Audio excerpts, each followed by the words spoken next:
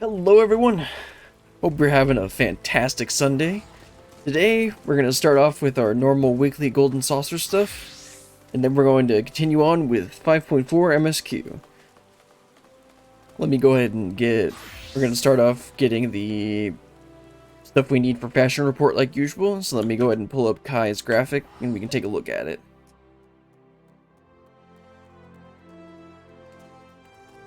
Looks like I can do the headband or bunny crown. The headband actually does show up on Vieira, which is a little weird. And then I can do the fluorite earrings, which will be quick and easy. I have the behemoth earrings. I can just do that.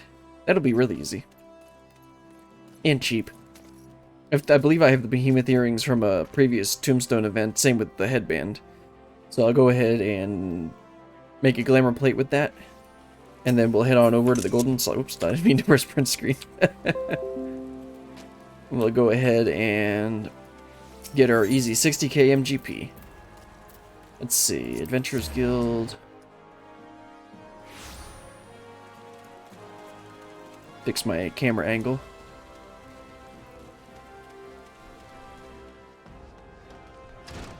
Head on over to the innkeeper.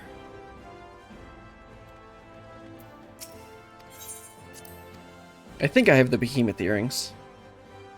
Or, I think it's behemoth. Is it TH? Yeah. Okay, let's see. Don't need that. Okay, I got the headband. Which looks so goofy, but you can't wear the bunny ears. But you can wear the fox ears. And then the earrings, yep, I've got them. Let's head on over to Golden Saucer.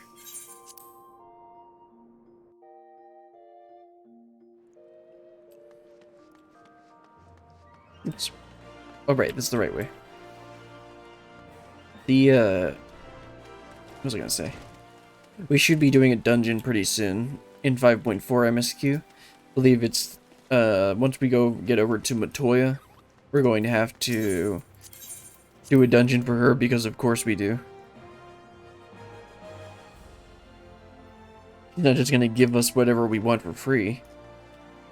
I mean, really, what would you expect?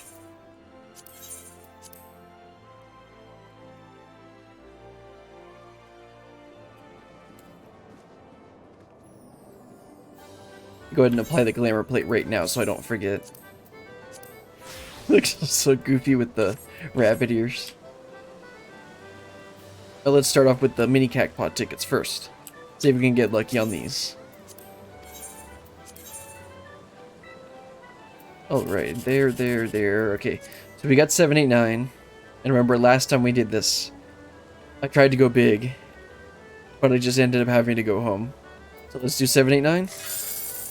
Nope, but it wasn't 1, 2, 3, so I'm not mad. Okay, how about this one? We have another chance at 789, but it can also be 1, 2, 3. Let's see what we get. That's how you do it. We got one more card. Let's see if we can do it again. Hope we got another chance at 789. Nope, not today. Oh well. Not every card's gonna have 789 or 1, 2, 3. Now let's go ahead and head over to Jumbo Cactpod. See if we hit the big money.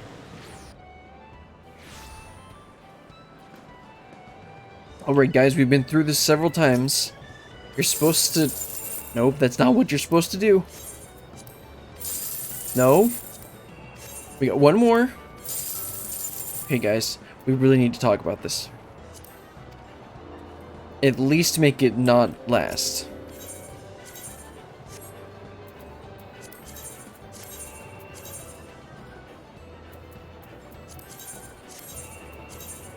I mean, I say this almost every week, but if I didn't do random on these and I tried to be slightly methodical, I'd have a slightly higher chance of not getting last.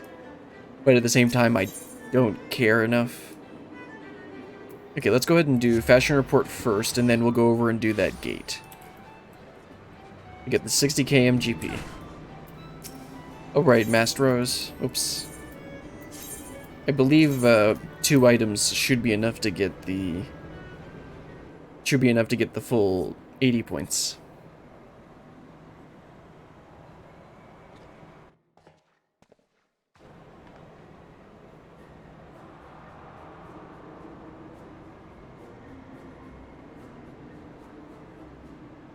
I'm honestly so used to my character wearing the glasses that it looks a little weird when she doesn't.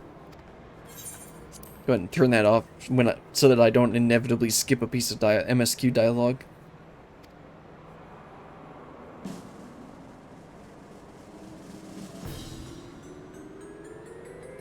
There we go. Easy 80 points.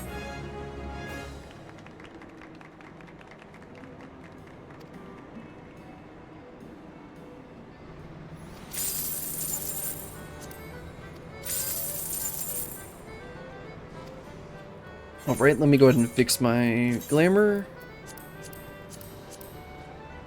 Let's see, where is it? There it is.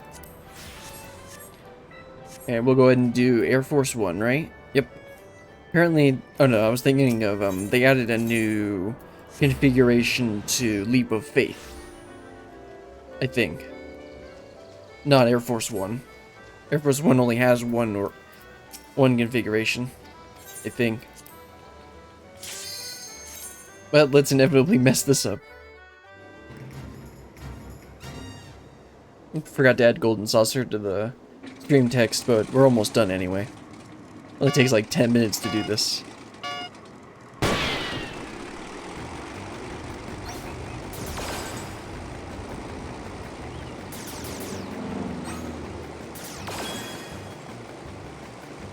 Okay, don't go too fast, John. Take your time. You have more than enough time to hit all these.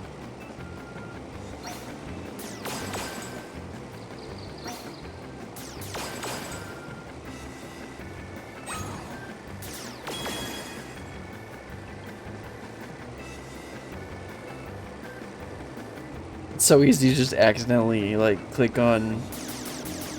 accidentally shoot one of the red circles. It's always so frustrating when you do, because, like, this is not difficult at all on a mouse. I can imagine this is a lot more annoying to do on a controller.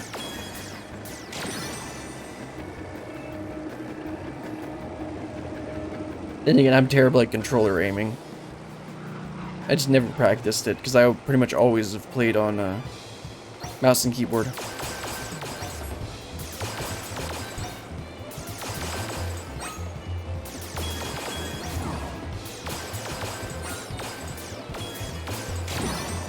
Oh, almost clicked right on it.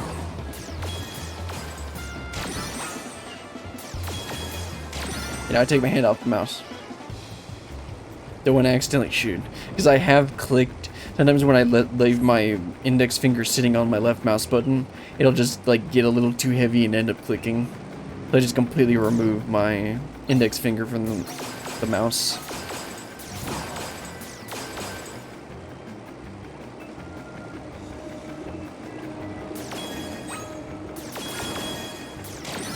Okay, I'm done. Take the hand off the mouse.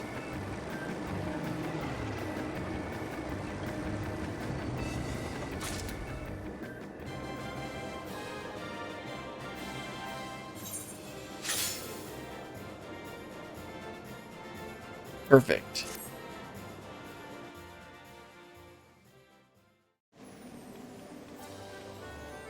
Alright, is that all I want to do today? For Golden Saucer? I already did some of the challenge logs. Wrong one.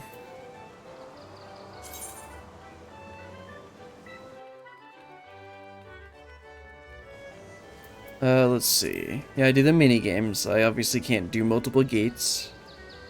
Not gonna do chocobo races. I mean, I don't really want to grind out triple triad. I don't want to do triple triad on stream right now. Not gonna do the Lord of Vermilion. I can do one of them, but again, that's gonna be really slow. Alright, I guess we'll go ahead and head back to Limsa and continue on with MSQ. Did I finish this? No. I'll do that later.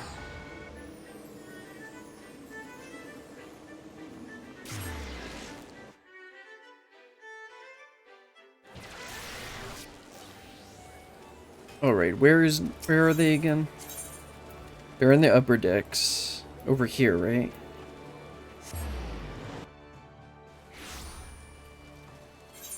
Yeah, there they are. Let's run on over there.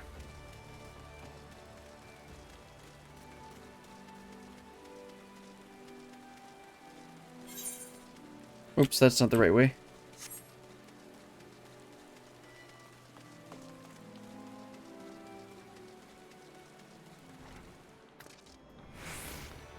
Let's see, so I believe Y'shtola said that Matoya, that we'd go and check out Master Matoya, and that she'd be able to help us with some of the familiar stuff. Alizé will be exhausted from her efforts, but you wouldn't think so to look at her now. If she's ready to press on, then so am I. We did it! We brought Gabu back, and if I have any say in the matter, he'll be the first of many. You may recall that in order to procure the ingredients for Angelo, we had no choice but to surrender ourselves to the whims of the pixies. But I should have done so with far better grace had I known that we would go on to achieve. Like master, like pupil. Well, that's what I was saying yesterday. The trace of the wry smile is visible on Y'shtola's lips. As she will be at pains to remind me, I have not paid Master Matoya a visit since returning from the first, but this seems as good a time as any. Come, let us make for her cave. I don't think I really want to investigate Matoya's cave. Let's head over to Ildishire and fly on down. It's in my favorites.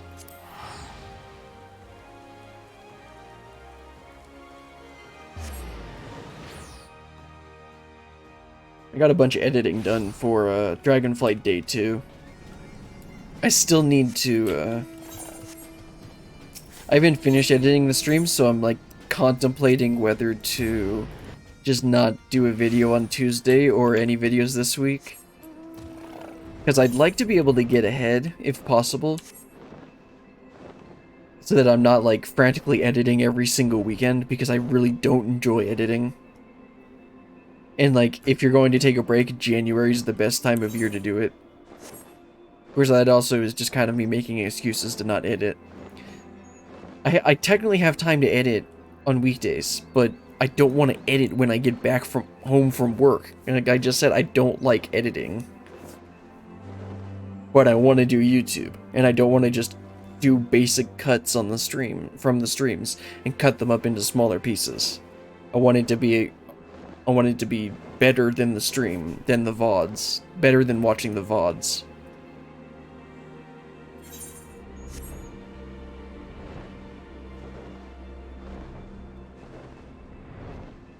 Oh, great. Looks like, are we meeting them out front? Yep. Has Graha Tia met, I don't think he has. Hasn't met Master Matoya. It has been some time since Master Matoya last saw Y'shtola. What a lot they will have to talk about, or rather yell about. Do you remember, when last we came here, it was to find out why the others had collapsed. If someone had told me that they'd been whisked away to another world, I would probably have laughed in their face. You live and learn, eh? Master Matoya is something of a legend among Archons. I very much look forward to meeting her. If not the dressing down I am liable to receive for my inept attempts at summoning you. Well, that's true. I take it you are ready to bear witness to the joyous reunion of master and pupil. Very well. Yeah, joyous reunion, sure. I really hope this is voiced. I want to hear sassy Matoya. And sassy Y'shtola. Looks like it's not. I hear music. Nary a word from you all this time, then you bring every man and his pirogo with you. Did no one teach you any manners, girl? You're the one that taught her. They were too busy teaching me etherology, Master. Jesting aside, I wanted to be the one to express our gratitude. I am told you spared no effort to sustain our bodies while we were away. And for that, we owe you our lives. Thank you. You were gone so long. I was starting to think you'd set your heart on staying. It wasn't easy to leave, as it happens. Seldom does one have the opportunity to study other worlds, and I would not have minded extending my stay by a handful of years. Ever the scholar. Y'shtola dedicated herself to studying ancient civilizations of the First, befriending a tribe known as the Knights Blessed in the process. There she took on the name of Matoya and won the respect of all the children of the forest. I think Y'shtola might have omitted that. I don't think. I merely adopted an alias in accordance with the custom of my hosts. Yours just happened to be the first name that came to mind. Yeah, sure. You mean to tell me you went gallivanting about using my name and only bother to visit when you need a favor? And don't pretend you don't. I taught you long enough.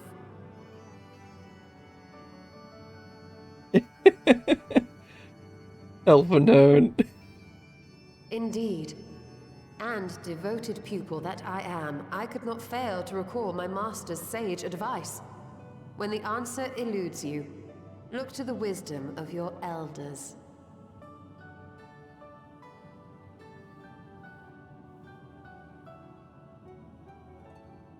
You there.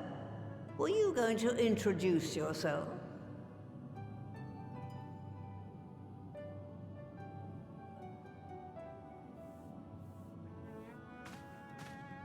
How remiss of me. Grahatia is my name, and I am proud to call myself a scion. I too wish to offer my gratitude for your invaluable aid in sustaining the Archon's bodies, as well as my apologies. It was my inexpert summoning spell which endangered their lives in the first place. Ah, yes. The one bent on digging up the mysteries of Alag. Old Galaf used to speak of you, and Kryles told me all about your recent exploits. Do you have a bad back or something? At ease, boy. Whatever mess you've made, I'm not in the habit of dwelling on the failings of the younger generation. You are too kind. I've also heard much and more about you, Master Matoya. 'Tis an honor to finally make your acquaintance. Gotta suck up to her. Well, that's more than enough pleasantries for anyone. Tell me what you want. I haven't got all day.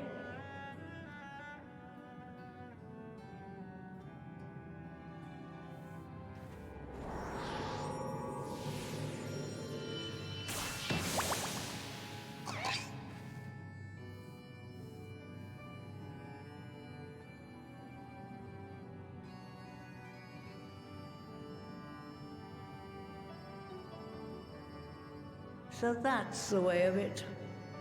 It should be a simple enough matter to make the familiar. The magic, on the other hand. Ah, that you may leave to me. Being the only one possessed of royal blood, I alone can imbue the subject with the necessary magic. So I just need to create porxes with the power to stir the soul. Yeah, basically. Just, I say. Though we're talking about a veritable herd of the little buggers, we'd collapse before we reached double figures.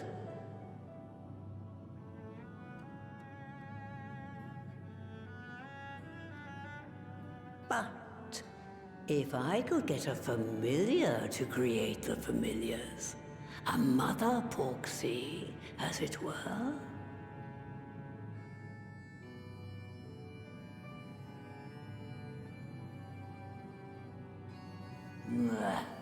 Seems I haven't seen the last of that moldy old hole after all.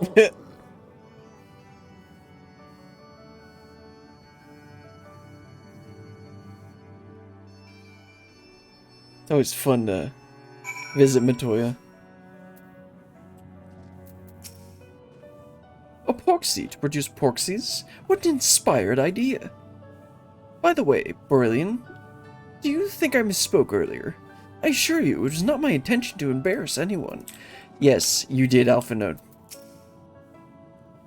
Moldy old hole. She really must miss the place.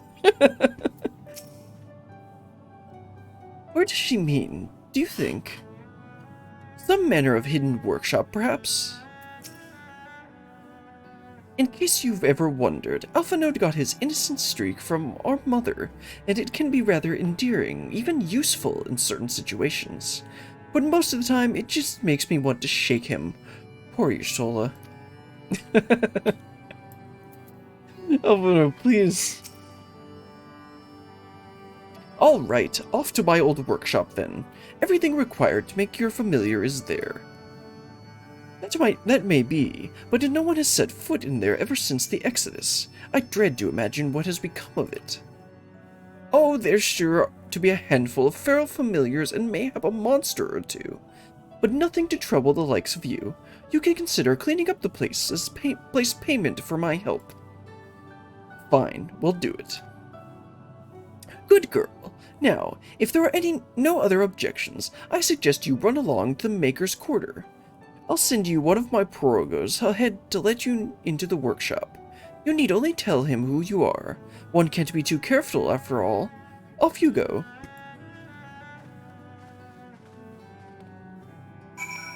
Alright, let's head over to Matoya's Derelict. I think that's what the dungeon's called, but they haven't actually said that yet, so, we'll see. I'm gonna go ahead and just do this with NPCs. Because it's probably gonna take a while to queue for, even as a tank. So I'll switch over to... I think I'll play Warrior just because Felcleave, Unga Bunga. And we'll have to think. Also, Shake It Off heals now, right? It gradually restores 100... Gradually restores HP, pure potency 100. Oh, it adds a regen and a heal? What?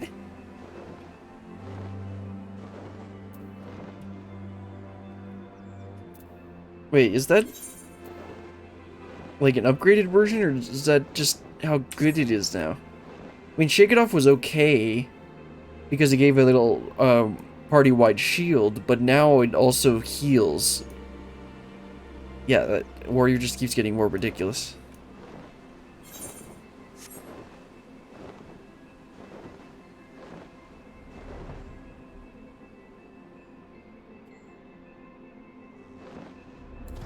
Alright, guys. The grass could certainly do with a trim. Yeah, well, I'd say so. As I may have mentioned, Alizé and I were very young when we departed with the Exodus. I envy you, Sholo, for remembering the city as it once was. Judging by the unruly state of flora without, I think it is safe to assume that there will be no shortage of unruly fauna within. Add to that the undisturbed secrets of the workshop, and we may have the makings of an adventure.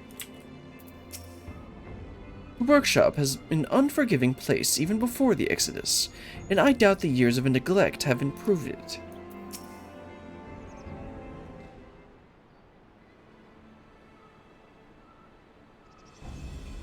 Greetings. Oh, come on. Within, find a space dedicated to the making of familiars, along with cavern wherein, yeah, I'll do a voice like this, and requisite ingredients may be had. I must warn you, however, that the place will not be played host to a single soul, much less a broom, in over 15 years, girl. And will, I regret, be in some disarray. But rest assured, my brothers and I shall see to it that you do not lose your way. Now then, Ribbit, only say the word and I will show you in. Relict, okay. Also, I haven't seen my warrior. I'm not used to seeing my warrior armor because I was always wearing Why does it have this icon again?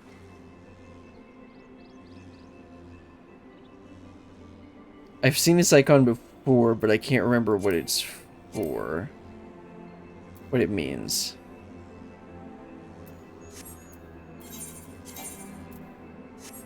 I think I can't apply oh, I can't apply the glamour. Okay. Well, that's fine. Yeah, let's pick NPCs. Let's see. Grahatia could be healer or DPS.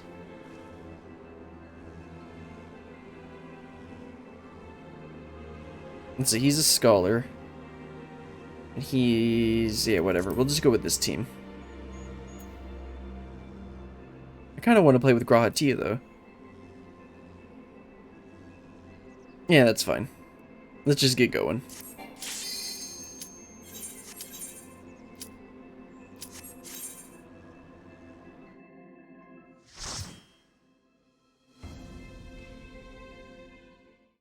Was it going to show the portraits for the NPCs? Yeah, with 6.3 they showed off the portraits at the beginning of dungeons.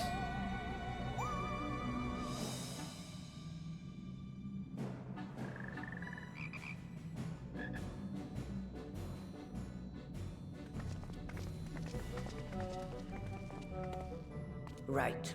To begin with, I need you to gather a few ingredients. Listen well to what the Porogos say, or you'll wish you had.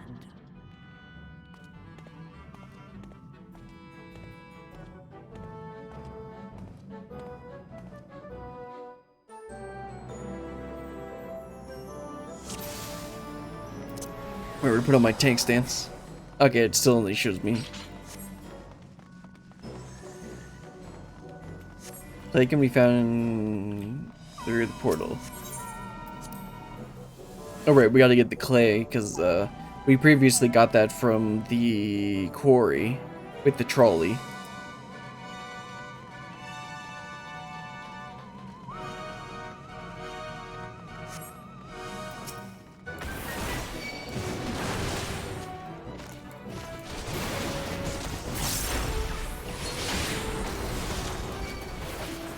Not gonna do any mega pulls.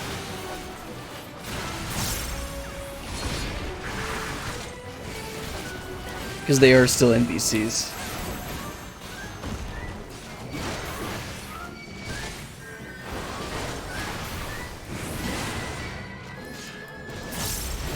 Kind of funny. I still have muscle memory for playing warrior. Even though I've been playing Prot Paladin on WoW for the most part. Oh, that's interesting. They actually changed the icon for tank stances now. I didn't notice that for Dark Knight when I played it the other day. Oh no, I didn't. I didn't even play Dark Knight. I was playing Samurai.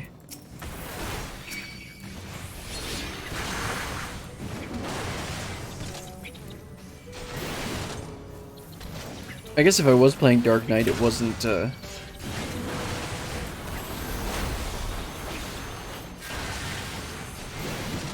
wasn't turning on the tank stance.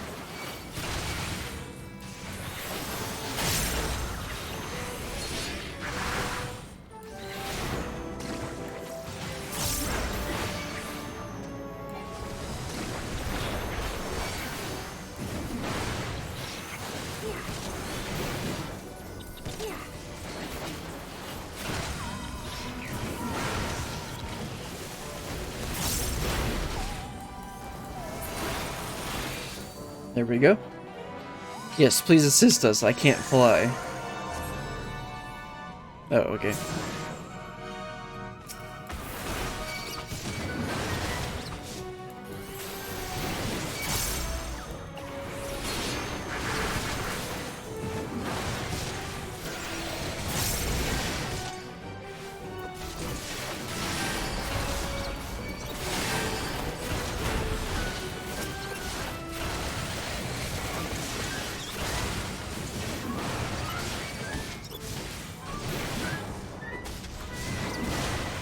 To leave a mark.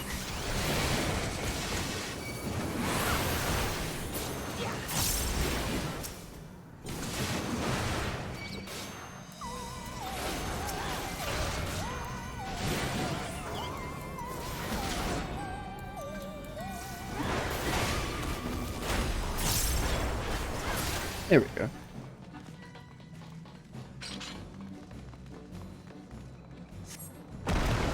Hello.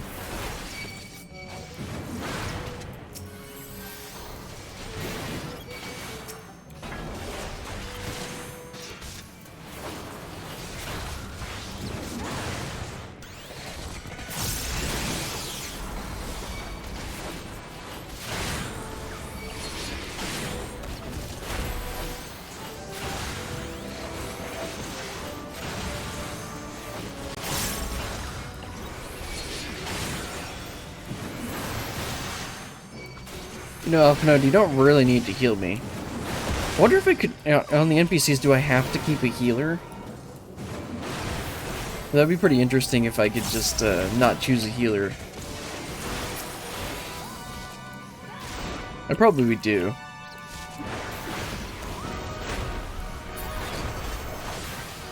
I'm gonna bid make another jump pad for us. Yep.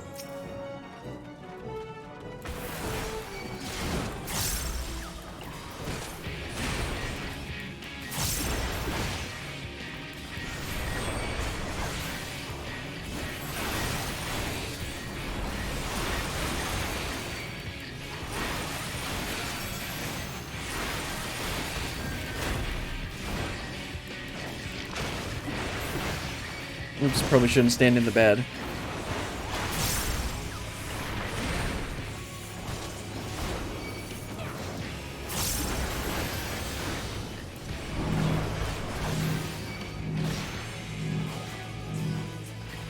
Oh, I think I see how I'm supposed to do this.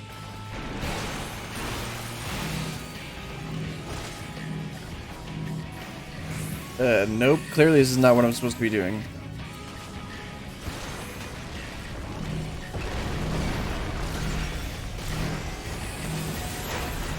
Oh, I see. I gotta pull it into a hole. There we go.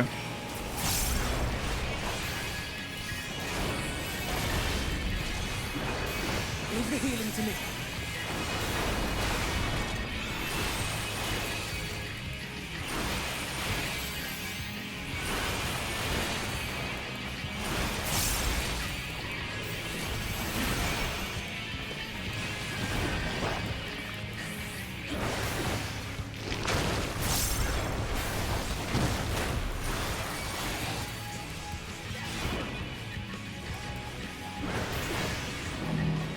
Okay, so I should run over here so that it goes in this hole.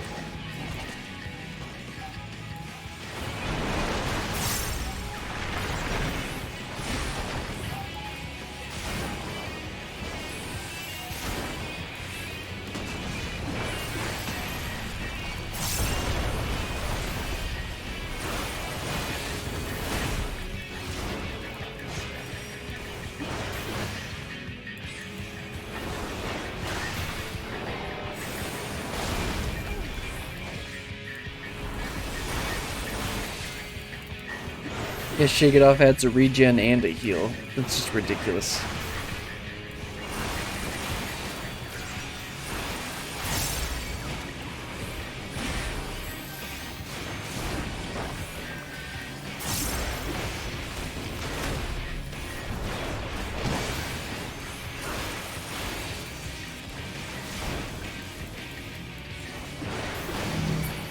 There we go. Where am I going? Oh, there's the prog.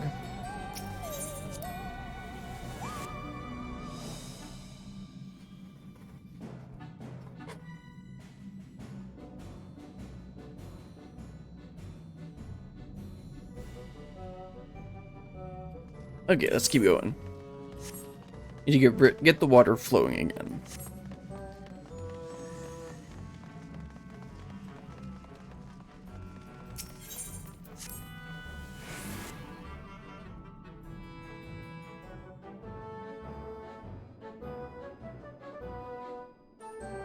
Okay, Mr. Frog, where are we headed?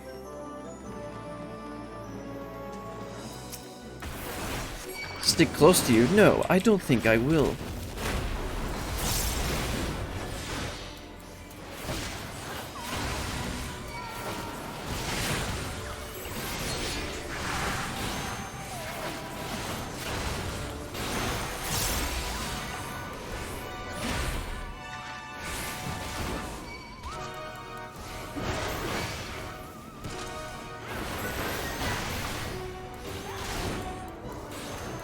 will not hold back!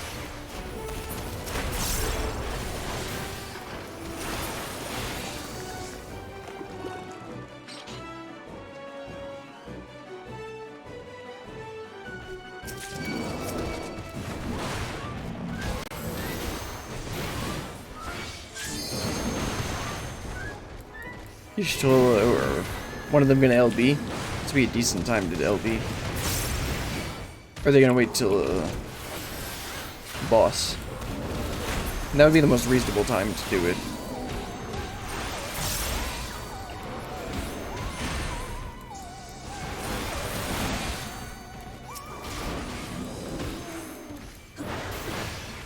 But since they both have caster LBs, it's an AoE attack. Hey, Mr. Frog.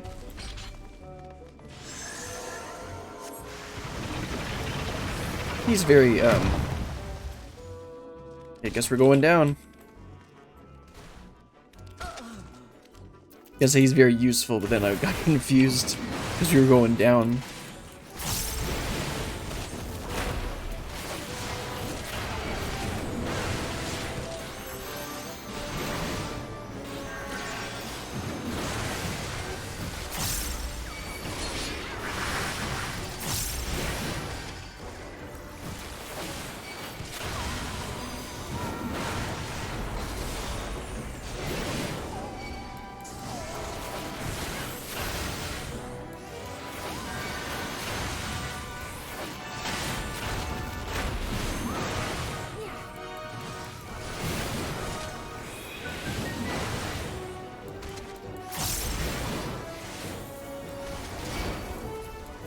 The thing I like about Final Fantasy's combat is that I like this kind of like dance more than I like the chaos of WoW.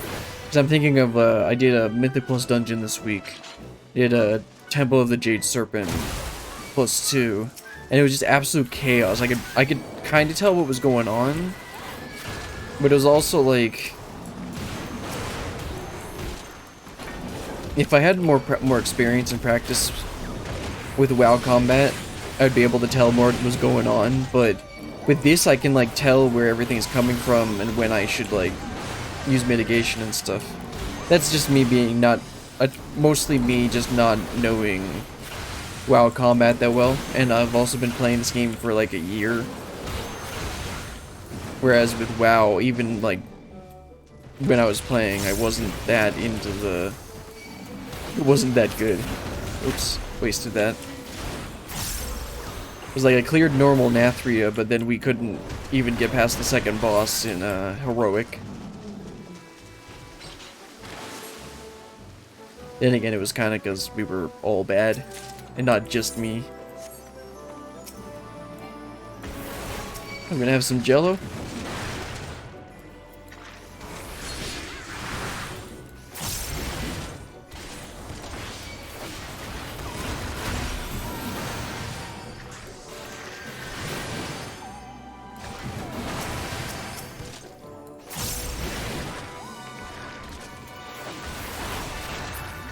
One thing I did learn from playing Final Fantasy is to not hold on to my cooldowns as much. Because I, even like in WoW, I hold on to my Avenging Wrath on Paladin for way longer than I should.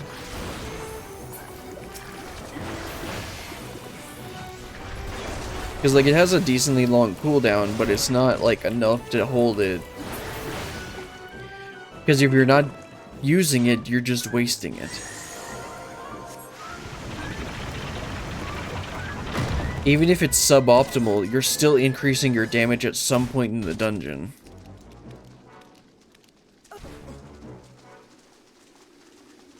But if you don't use it at all, that's damage that you're not doing. Let's give them a go! Oh, there we go. Gonna LB this time.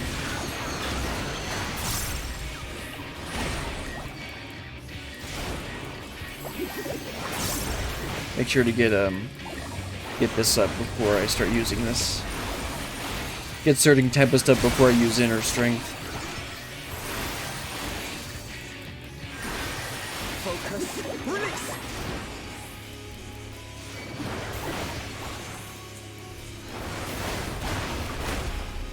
don't know why they're moving. Oh, okay, I didn't even see it.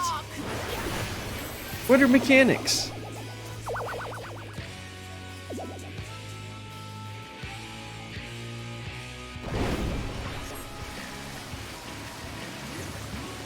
What am I supposed to do?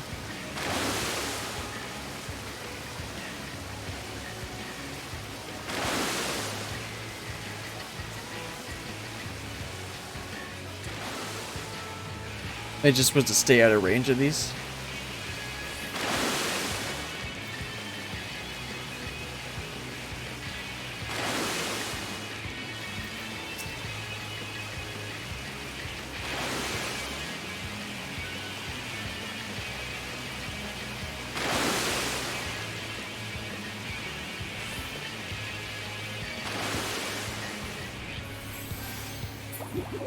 Thaliak, protect me!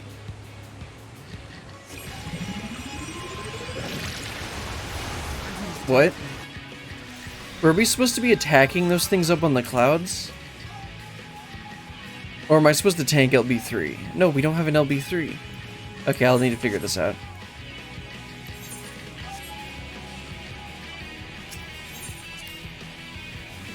Oh, well, I'll figure it out. Because none of them were attacking those things up on the clouds.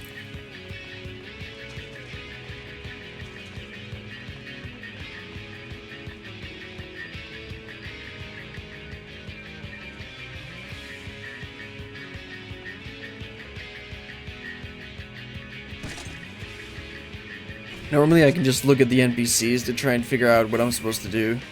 Well, in that one I either wasn't paying attention or I didn't get any clues.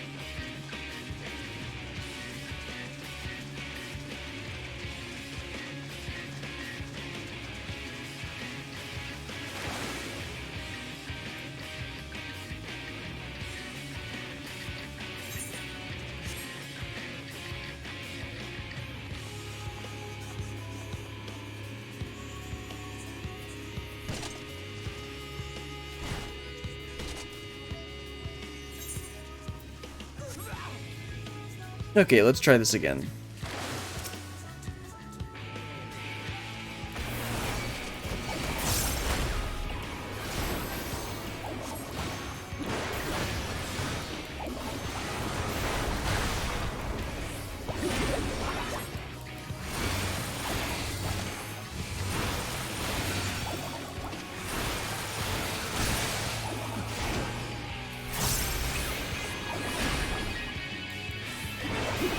Okay, this is a safe spot.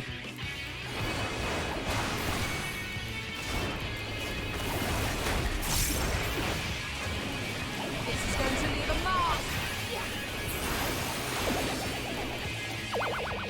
Wait, am I supposed to get hit by one of the geysers? More water, we need more water. Am I supposed to get hit by one of these? Let me try. Yes. Okay. Looks like the NPCs don't know how to do it. So I have to do it. I will not hold back. Okay. On guard.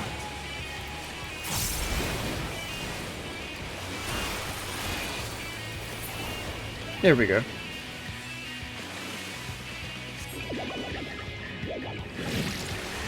Yeah, and then we don't get hit by that.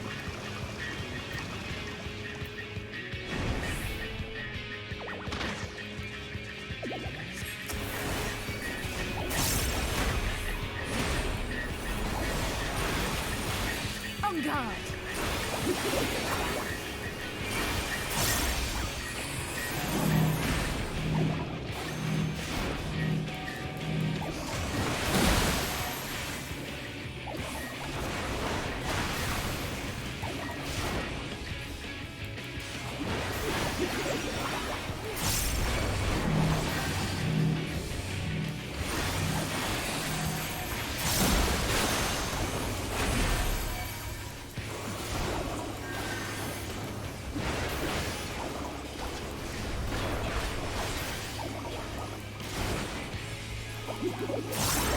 Okay, gotta move the other one.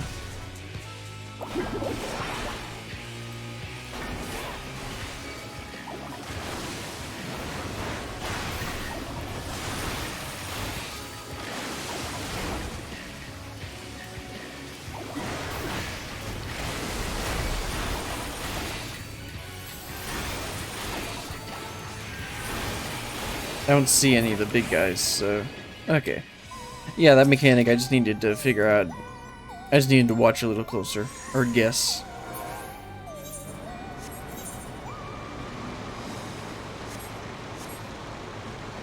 Guess that gets us the water we needed. Now, looks like the next place is called Kinfire, so we'll get the... Wait, we needed... believe they needed to get the fire from the Fae. Or the lantern or something. So that's what we're gonna... Yeah, fire up to kill him.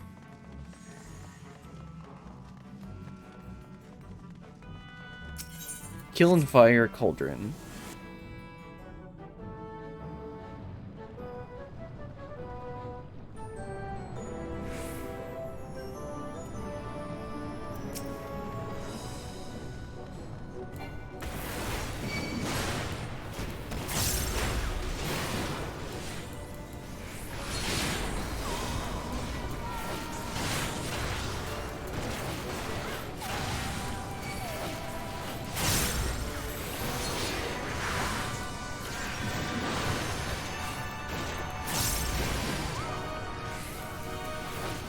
Let's move out of that.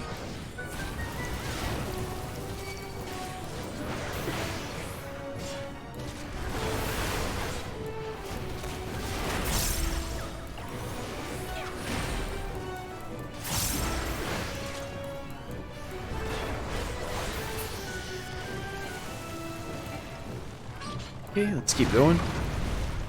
Let's not get hit by that.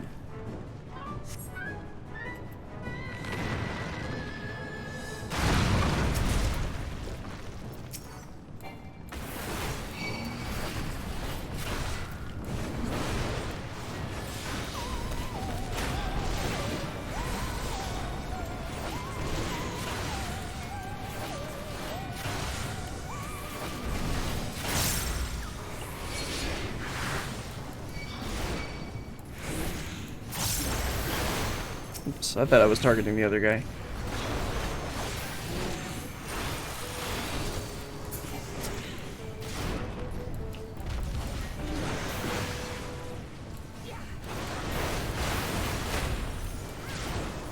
Probably shouldn't have used that second charge. So where are we going next? Little magma can't stop us, ribbit. In the orange sea.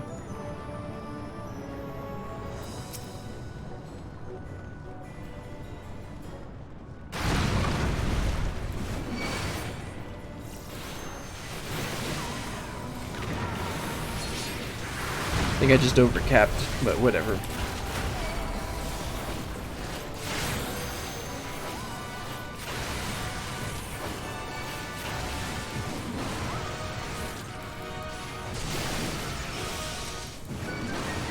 Don't worry, Alpinode, I can heal myself.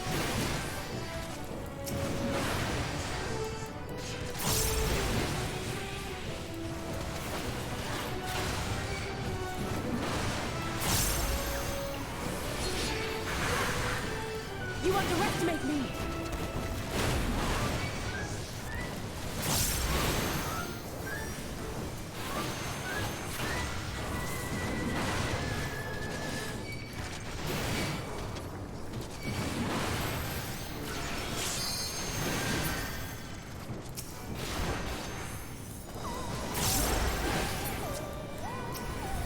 Go ahead and hold on to my beast gauge.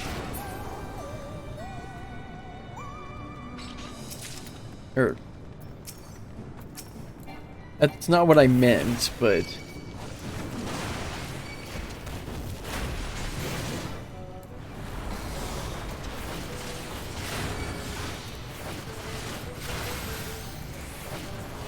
I was saying I was gonna hold on to my cooldowns because I thought the next pack was the boss, but it's not.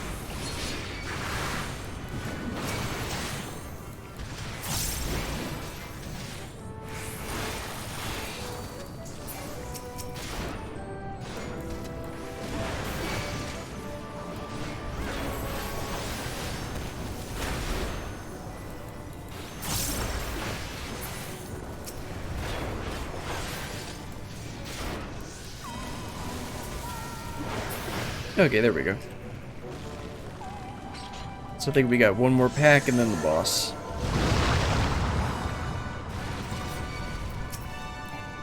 Yeah, the big guy that we were running into a couple times so far.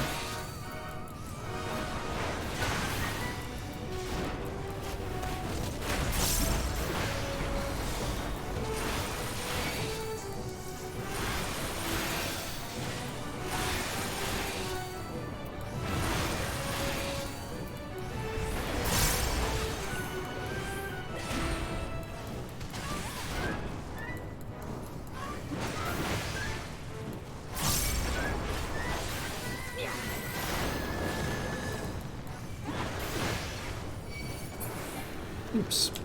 Thought I'd be able to get Surging Tempest, Storm's Eye off. Or Surging Tempest. But there's gonna be a cutscene next anyway, right? Because this is the final boss. So it ended up wearing off during the cutscene anyway. Defeat the Mother Porksy. Wait, what? Oh, we're gonna summon it and then they're gonna be like, oh. We can't control this thing.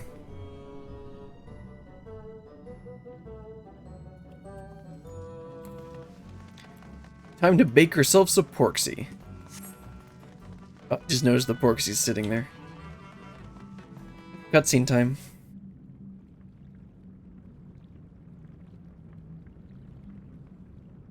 Right then. Let's get this over with.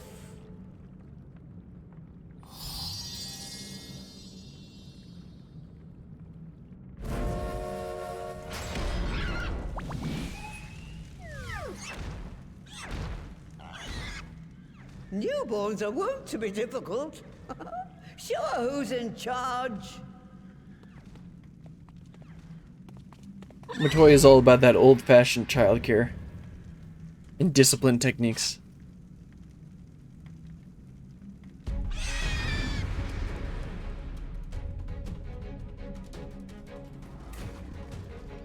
Oh, there's stairs.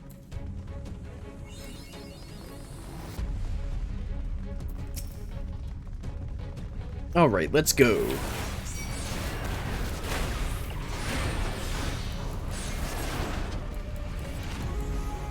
Tenderloin.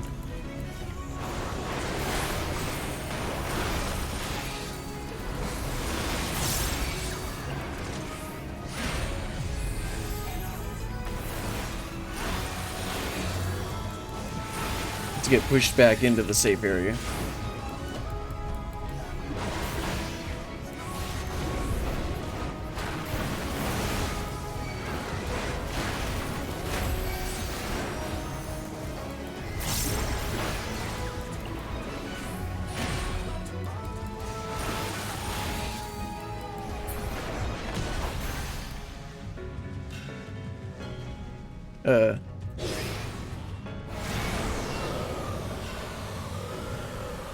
I guess we don't want to get hit by that.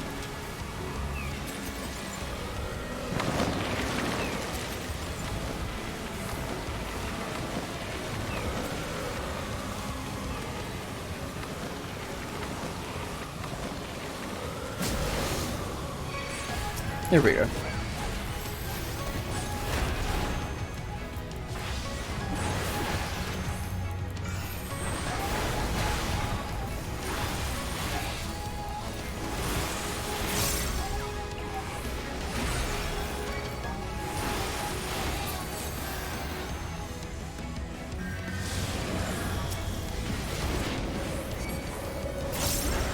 Gotta kill the ad really quick. Gloves are off.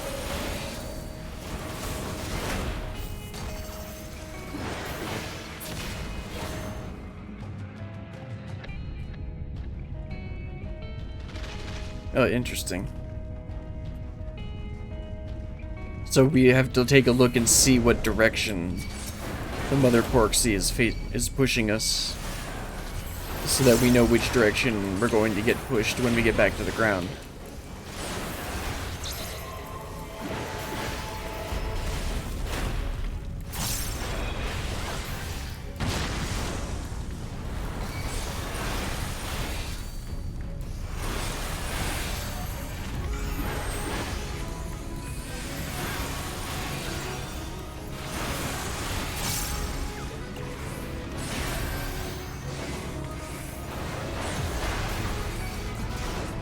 All these attacks are goofy names. Oh yeah, I should use Shake It Off again there. I used it the first time and used that attack, but I didn't know if it was actually a party-wide or if it was... Yeah, okay, Tenderloin is a party-wide attack. I'll use Shake It Off on that. Of course, we're about to kill it anyway, so it doesn't really matter.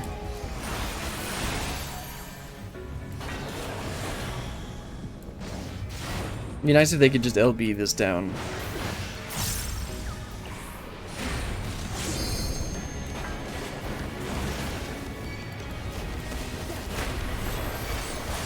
There we go.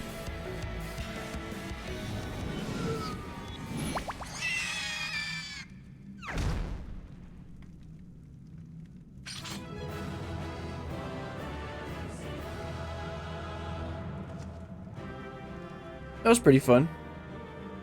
That one mechanic on the second boss was a little weird, but I figured it out on the second try. Because, like, the NPCs weren't doing anything. It just completely threw me off. What, you guys aren't going to commend me?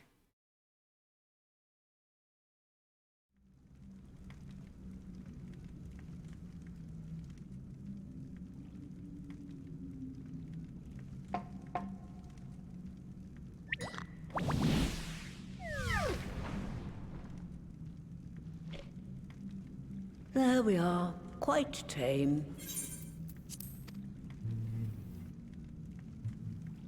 Then all that remains is for me to imbue her with the magic.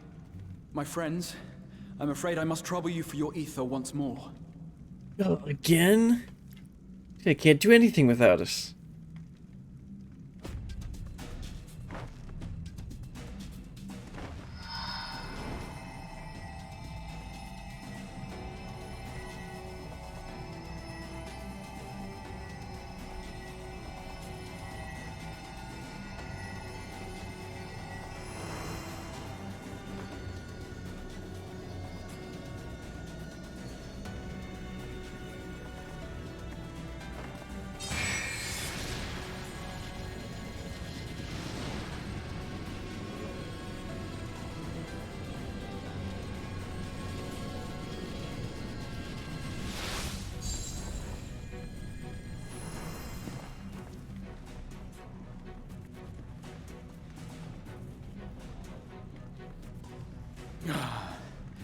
That should suffice.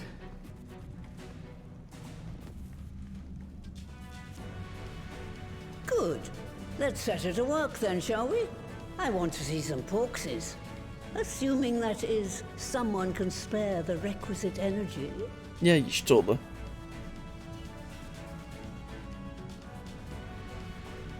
A mere drop in the ocean for the great sorceress Matoya, I dare say.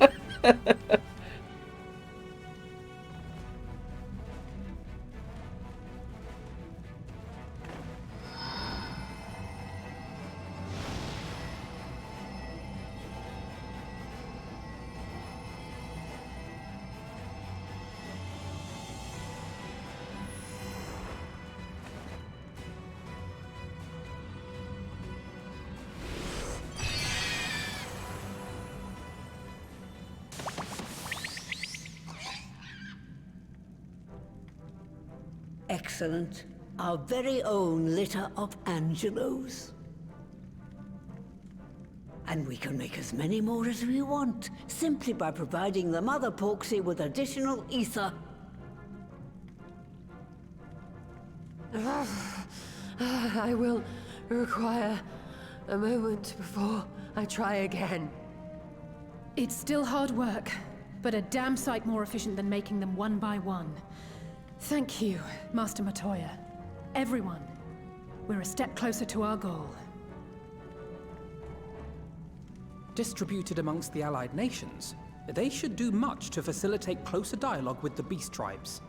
And given their present travails, I believe our friends in Limsa Laminsa should be the first beneficiaries. Agreed. Though I must leave this errand to you. I doubt my legs will carry me out of the cave, much less to Vilbrand.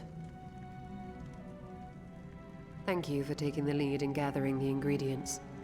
I expect you would benefit from a rest too. As if I ever get a chance to rest. In addition to the porksies, I trust you've gained an inkling of how much effort goes into the creation of familiars. Or mayhap you attribute your struggles to old age. If I said yes, would it persuade you to treat me like an adult? No. Not with that pertness, it wouldn't. Anyway, assuming you have no other favors to ask, I shall be leaving.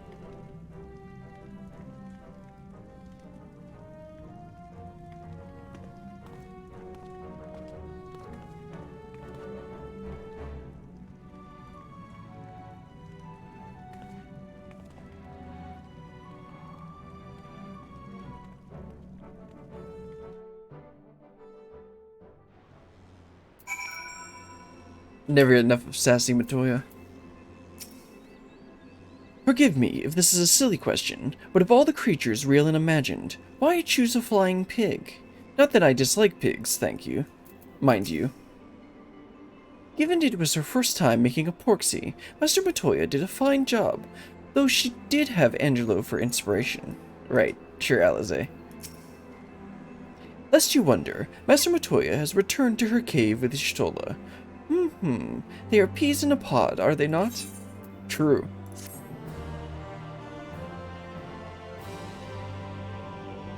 We now take... yeah, duty, trust. Is this the same thing? No. As I followed your deeds through history, I came across the names of a great many distinguished individuals, such as Commander Hext and Master Matoya. It has been a delight to meet them in the flesh. I heartily look forward to making the acquaintance of the rest. Not at least the Azure Dragoon. Let's see. Brilliant minds, rapier wits, humor drier than Thanlin. Appearances aside, I'd say the two Matoyas are a mere image of each other. The Admiral's resolve. Alphanode is eager to deliver the good tidings to Limsa. Well then, my friends, let us return to Limsa and deliver the good news to the Admiral. A word to the officer in Bulwark Hall should be sufficient to secure us an audience. Well, let's head on back to Limsa. It is about time for a break, but I'm going to do a little bit more. Dungeons always take a bit more time. Let's see, Bulwark Hall is over here, right? Yeah, let's run on over there. Switch back to Dragoon so I can put some of the XP in that. There's not much XP for these for these. Nope, they're standing here. Let's talk to them first. Even as we speak, we are weaving a new future, and when it all becomes history, I hope that those who follow may look back with gladness. If we offer them the means to cure their tempered, the beast tribes are far more likely to listen. You know, whenever they say that the beast tribes will surely be happy about this, they're always wrong. Though the Admiral is not expecting us, I am certain she will want to hear our report. Come, let us request an audience. Sorry, Admiral's not here. She's busy with more important matters. Why, brilliant! Ever a welcome sight.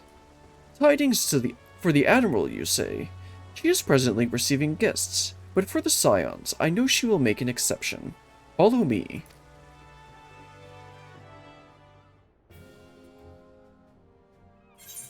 Oh, she's actually talking to some of the beast tribes.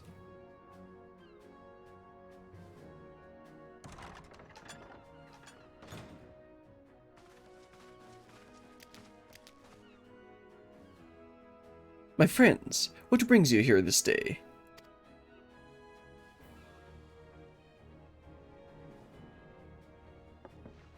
Is this true? By the Navigator, a cure for tempering? As often as I've been in awe of the new Scions, I would not have thought it possible. And yet it is, Admiral. We have done it, here in Limsa. and the production of more familiars has already begun. Things are going too well. You have my thanks, truly. This will do much to advance the cause of peace, yet I fear it will take more to close the rift twixt a man and beastman. Bah, even to speak thus divides us. Welcome as it is, a cure will not guarantee reconciliation between our peoples. For though summoning and the tempered may serve to fuel the conflict, they are but symptoms of it. Yeah. If we are to resolve the primal problem once and for all, we must address the cause. We must strive for mutual understanding and find a way to leave our bloody past behind. Unfortunately, these leaders are not very good at doing that, as we saw with the Stormblood peace talks with the late Emperor Varys. They're not very good at that.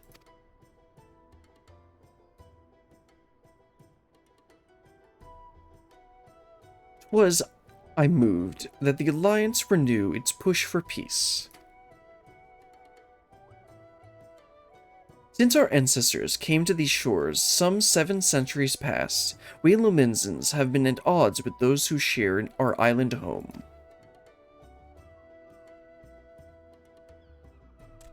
Save for a brief moment of cooperation with the kobolds, our history has been one of nigh constant territorial squabbling. Meanwhile, our struggles with the Sahagin for control over the seas has only grown fiercer, a matter made worse by the thrice-damned calamity driving them to seek new spawning grounds. With survival at stake, each had no choice but to fight, and so I dismissed peace as impossible. Impossible is a word coined by the weak, I proclaimed to all who'd listen, and then gave up. You and yours put me to shame.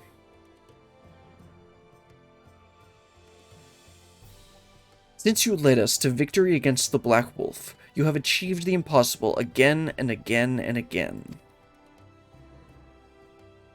And I thought it high time that I followed suit, hence my proposal to the Alliance Council. But no sooner did I reach out to our neighbors in Vilbrand than my own people sought to thwart me. You speak of the pirates who failed to attend the meeting. Aye. Acting though a friendly faction among the kobolds, we had intended to seek an audience with a prominent patriarch. But the bloody executioners would not hear of it, and their absence sent a message to the rest. Though they are but one of the 3 pirate powers, they are the greatest, and any attempt at peace would founder without them. I would think that would be flounder, not founder. I am given to understand that their leader, Captain Hilver, has been bedridden for some while with an ailment of the lungs. Correct. In his absence, his right hand leads, a man named Sicard, but recently risen to prominence among their ranks. Save for his disdain for authority, little is known about him. We have invited him to speak with us more than once, but he will not come. I have tasked the Yellowjackets and the Rogues with uncovering his motives, but they have learned naught of any value. I guess leave it to us?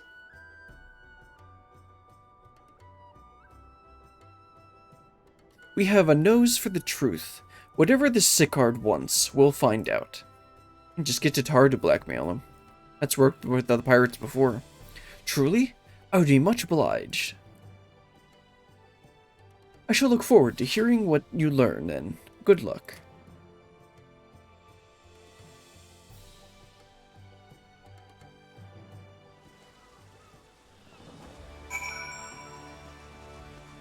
Well then, Sounds like we gotta go track down some pirates, but again, shouldn't we just get Tatar to blackmail them? That worked in the past at the beginning of Stormblood. Beginning? Before we got to the Eastern lands. I know not of the city, save what I've read on or heard in passing, so in this matter I will follow your lead. The Admiral is right. The cause of conflict needs to be addressed. We'll do what we can to ease the way, but it ultimately falls to the Lomenzans to make peace with their neighbors. By way of a first step, I suggest we split up and make inquiries around town. Someone must know this Sicard.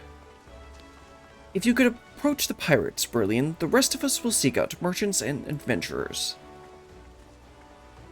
Alright, I think this is a good time to take a break. Let me go ahead and set up my character real quick. Oh, not sit. I wanted lean.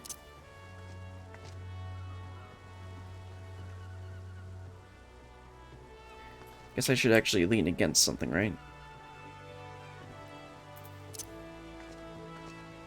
I'm sure that works. And not leaning against anything. Let's see, where are we actually going to be headed? Probably up. Okay, over with at the bar there. Let's head over there and sit down. And hurry up before anything sus pops up.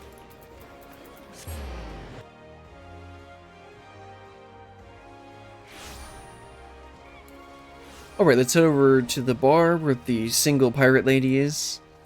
And we'll take a seat, and then we'll take a quick break.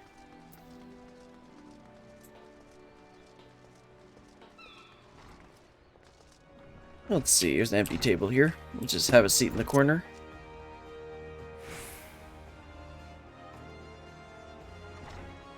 Alright, time to get up, stretch your legs, go to the bathroom, do whatever you need to, and I'll be right back.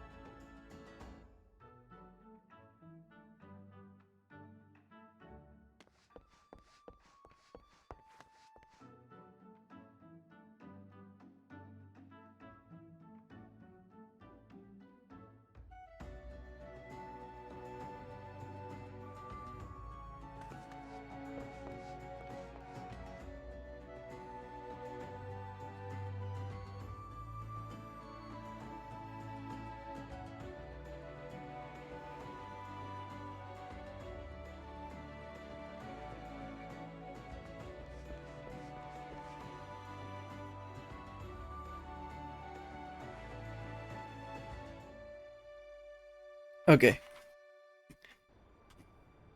Didn't mean to take that long. Let's go ahead and talk to... Yep, let's talk to her. Eh? You want to know about Sickard? A wily bugger what he is. Found some clever way to make coin. They say I'm trading in for Cat's place in Old Hilfer side. I can't do a pirate accent. Arr! The time when we raced the executioners for our pick of the Empire's fleet, but the Guardians are gone and them days with them. Owing to which, we've all had... Oh man, this is so hard to read. We've all had us look for what other days to make ends meet. With the jump up Bill Drad Sickard, landing the juiciest, whatever it may be.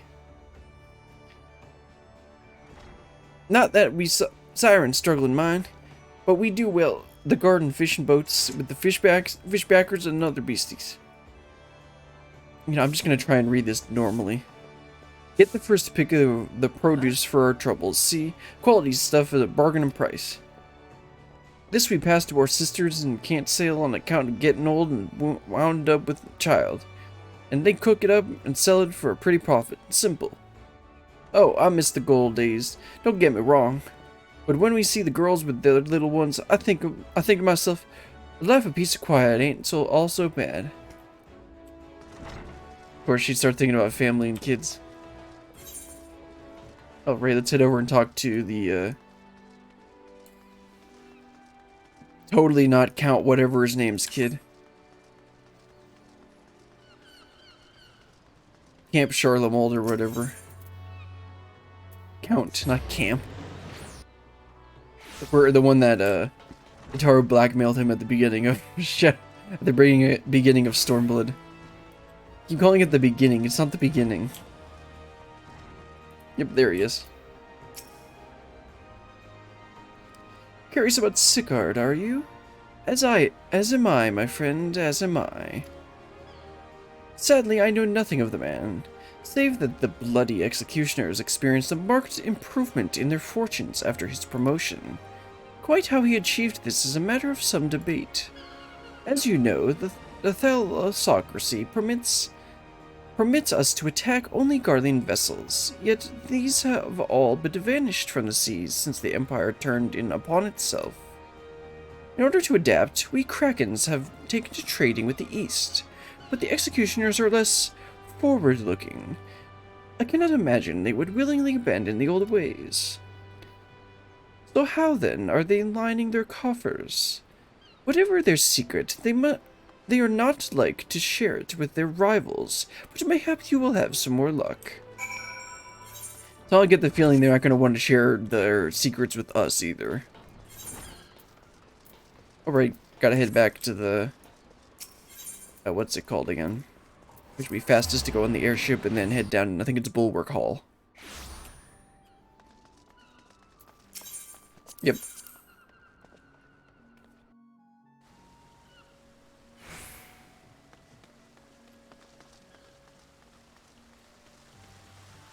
No, for a second, only Alphinaud spawned in, I was like, where are the other two? Walking through the city, one would never suspect that this was until recently a bastion of piracy. The Admiral is to be commended for overseeing so swift a transformation. As I went about making my inquiries, I chanced upon a shop that boasted a rather enticing selection of sweetmeats. I knew it was going there. I knew it was going that direction. Perhaps we could go take Gabu and Grahan there one day. I see everyone has returned. Now, who would like to go first?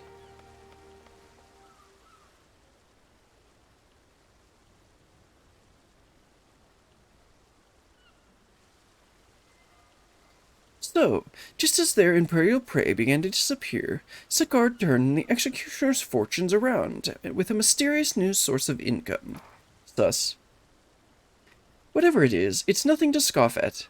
According to a tavern keeper I spoke to, the crew have been indulging themselves as never before, but no amount of drink seems to loosen their tongues as to how they are coming by their coin. For my part, I spoke with a reporter of the Harvard Herald.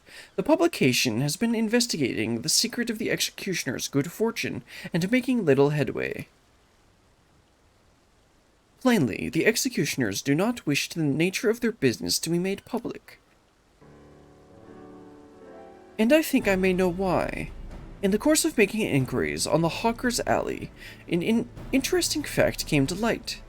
Just as the executioners began to enjoy better fortunes, the price of crystal went into sharp decline, a sudden fall in demand, I was told. Curious, I contacted Hoary Boulder, who has been watching the movements of the beast tribes, and my suspicions were proven correct. Oh, okay. Despite ever-worsening relations between the beast tribes and the thalassocracy, neither Titan nor Leviathan have made an appearance of late, suggesting that the kobolds in Shagan lack the means on which to summon them. Do you mean to say the executioners are divesting them of their crystals? All indications point to the conclusion, yes, though we have had no evidence as of yet. We must investigate further. Agreed. So how do we proceed? Oh, I have an idea about that. In fact, I've already taken the liberty of making certain provisions. Just call Tataru to ruin the market.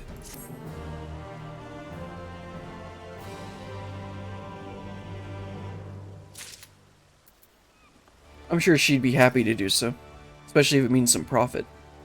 If Alphinaud's theory proves well-founded, it would go some way to explaining the executioner's vehement opposition to peace. Do you remember how Alphinaud pretended to be some manner of merchant to infiltrate Yulmore?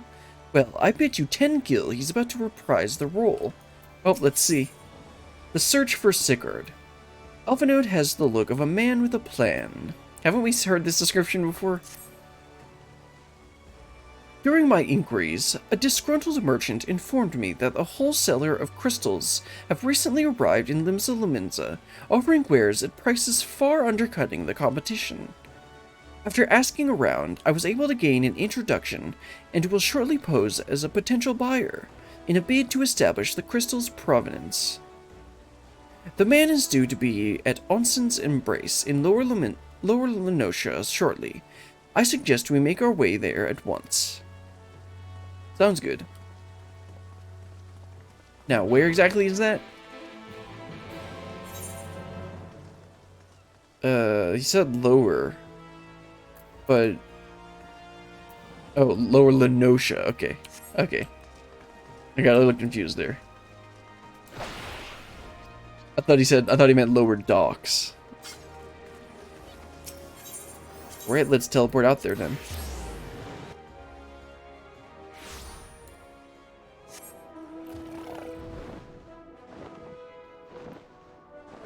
Let's see, should be right over this hill. Why are we meeting him outside the city? This is a bit suspicious.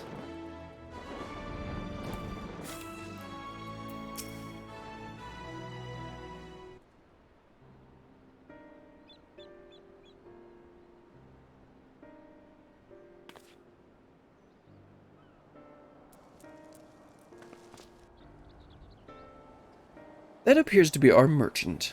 Wish me luck. I don't think you're going to win against a Lala, dude. We're talking about matters of mercantile genius. You're not going to win this. Maybe if it was political, but not in markets. Wait, if he truly is in league with the bloody executioners, he will surely be wary of those allied to the Admiral, the Scions not least of all. Good point. Compared to yours and Beryllian's, mine is an unfamiliar face. Let me play the role of the buyer. He makes a good point. Raha is right, and even if you aren't recognized on sight, you look too genteel to be mixing with society's underbelly. Also correct. Genteel, but very well. I leave it to you, Graha.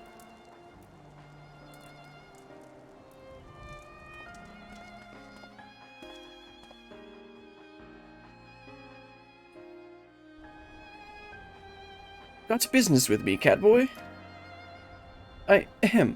You're the crystal wholesaler? He looks so suspicious. That I am. But you're no merchant. So what do you want the crystals for? He looks over. Don't look at us, you idiot! You'll give yourself away!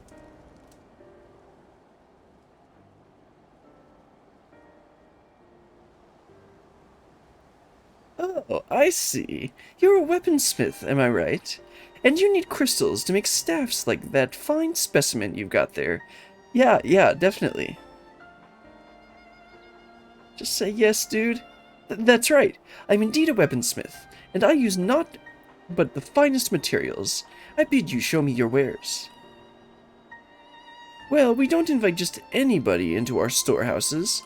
It takes time to establish trust, you understand. Look, I have a large and urgent commission. If the quality is satisfactory, I will not quibble over the price. Tataru's not gonna like that. Alright, it's plain that there's no ordinary crystal adorning your staff, so I'll make an exception. Come with me. He's getting swindled.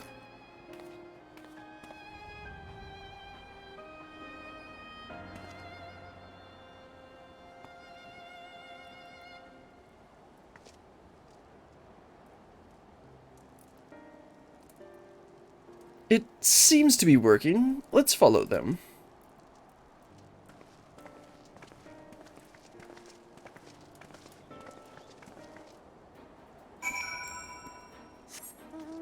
Somehow I get the feeling this plan's gonna fall through. So how much more do we have?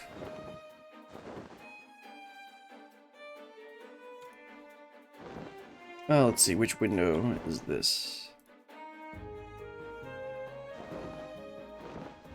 So we're finishing up the search for Sickard, right? Yes. So we've got a couple more. We've got a little bit more to go. Of course, we're going to take him to a dark cave. Given how long he spent playing the Crystal Exarch, you'd think Graha would be a better actor. Honestly, if it hadn't been for that staff, we must remember to thank Tataru. They went into that tunnel. Quietly now.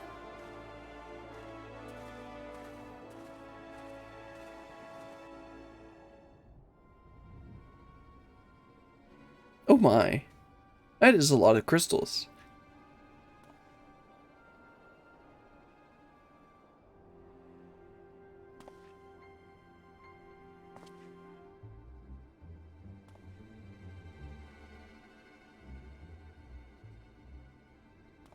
You wouldn't find any finer, especially not for the price. Indeed, I would not expect to pay more than double for such quality. How could they possibly be so cheap? There's nothing unlawful about 'em, if that's your worry. They're from Ogamoro, if you take my meaning. Stuff's as pure as it gets, and you won't be disappointed. So, how much should you want?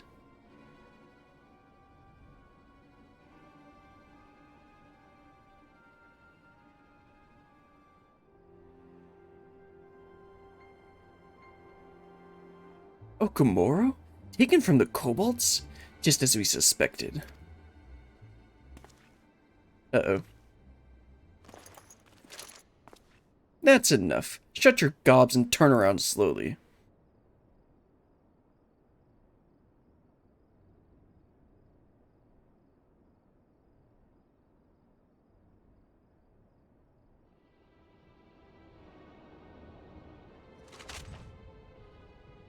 I'm Sickard, acting captain of the Bloody Executioners.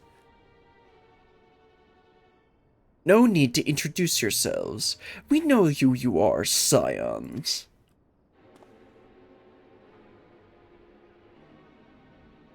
And we also know you've been chatting with the Admiral. Got eyes and ears everywhere, see? Comes with being the only true pirate crew left in Limsa. So, we've established you ain't here but by crystals. The question is, what are you here for? You're bold to reveal yourself to us without knowing our objective, but that would explain your swift rise to power. You have spoken plain, and so I shall return the favor. We came to learn why the bloody executioners oppose the Admiral's will. And we have our answer. Should Limsa Luminsa make peace with the kobolds, you would lose the source of your newfound wealth.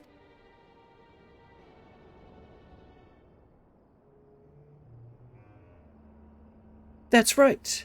Just to remind you, though, we ain't breaking any rules here. The law forbids us from attacking any vessel not flying the Imperial flag, but it don't say nothing about a beastman. Only reason we keep our operation nice and quiet's 'cause we don't want no one taking our business. Wait, just listen to the end, will you? For what it's worth, I have the highest respect for you and yours, her especially. While the Maelstrom were worrying about dirtying their fancy red clobber, you lot stormed Ungaro and battered bleeding Titan himself. Raised a mug to you when I heard the news. And now we're following in your footsteps, making sure the Beastmen never summon their stinking gods again. Practically your successors we are. When there were still Imperial ships about, we did our bit for Limsa and went after 'em. But with the Garleans gone, there's no one left to ply our trade except the Beastmen. So let us have that, eh? It's only fair. Intentions though some may find your views, it is true that you have broken no laws. That being so, I see no reason why you should not state your case directly to the Admiral's face, unless the acting captain of the only true pirate crew left in Limsa Luminsa has some other cause to hide in a cave. Well said indeed.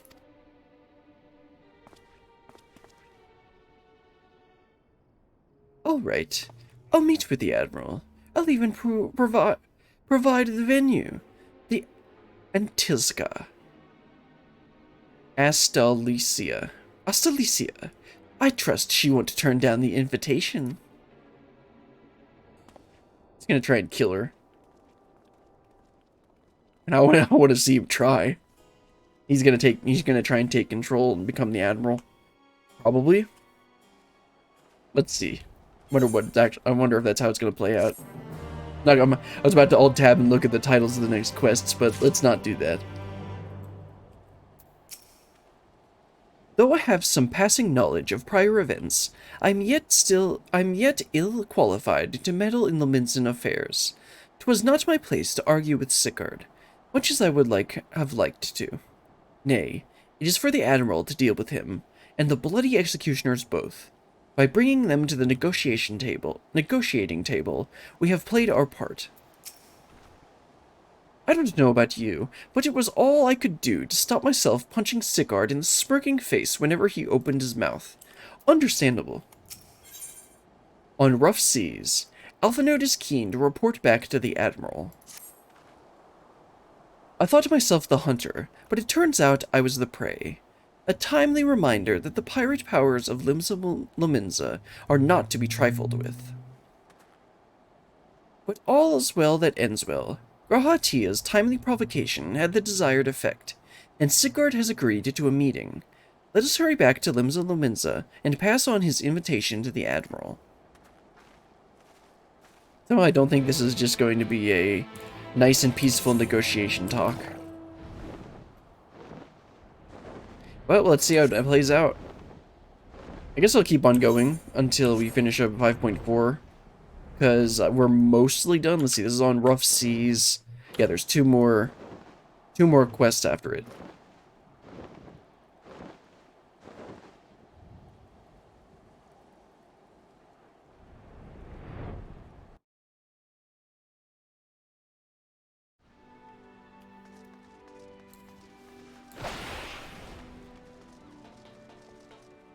curious about where this is going to go. And then I'm also curious about what's going to end up leading up to what 5.5 is going to be, because 5.5 and the other smaller content patches are going to be actually leading into Endwalker. Because this wraps up the bit with the stuff we learned about the soul and tempering. And then what other loose ends were there? Besides, like, figuring out the Garleans and stuff. Oh yeah, we still gotta wait for Thancred and Urianger to get back and tell us about what's happening in Garlemald. Aurelian, your companions have already reported to the command room. Will you be joining them? Yes.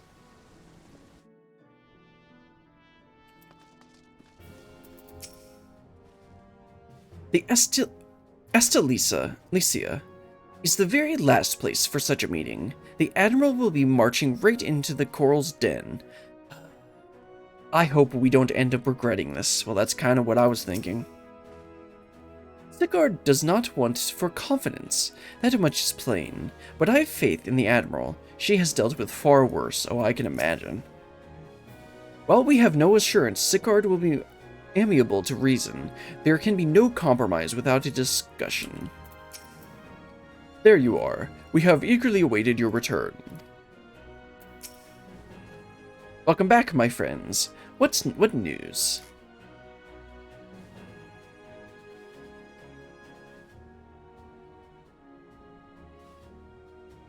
So, they have been stealing crystals from the kobolds. My thanks for solving the mystery and securing a meeting besides. Suffice to say, I accept Sigurd's invitation, and I would have you join me as my guest. The future of Limsa hangs upon the outcome of this meeting, and I would have the Scions present to bear witness.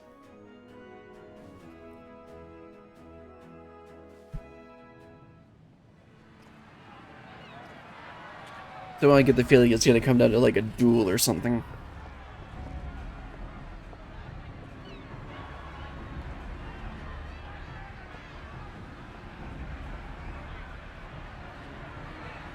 Look who's come crawling! Traitor! You can shove your piece!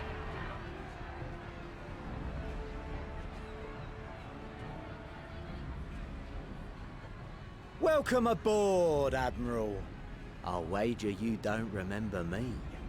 Sigurd, acting captain of the bloody executioners, at your service. 'Twas kind of you to invite us. Now, if Captain Hillfear has a message for me, I bid you speak it. We have just the one demand. That you forget this bilge about making peace with the beastmen. No, I don't think she will. Ours is a nation of pirates. Always has been, always will be. Deny us our right to plunder, and you deny who we are. Too bloody right! Pirates till we die! What we want, we take!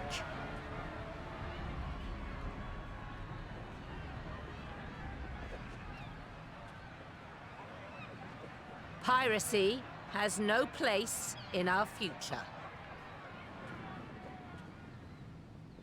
What'd she say? Pirates have no place? Our nation has prospered through piracy, 'tis true. Yet it is but one part of our long and storied history. Centuries ago, our ancestors led a failed rebellion and were driven from their homes with little more than the shirts on their backs. In fear of their lives, they sailed south until they came to these shores. Finding the land occupied by kobolds, however, they were forced to turn to piracy in order to survive. And survive they did. But not so long ago, when the Empire threatened to crush everything we'd built, we set aside piracy and joined hands with our neighbors. This too was in order to survive. And survive we did. Time after time we fought the Empire, and time after time we won. And through trade with our newfound allies, we prospered more than we ever did through pillaging and plundering. The Empire teeters on the brink of collapse.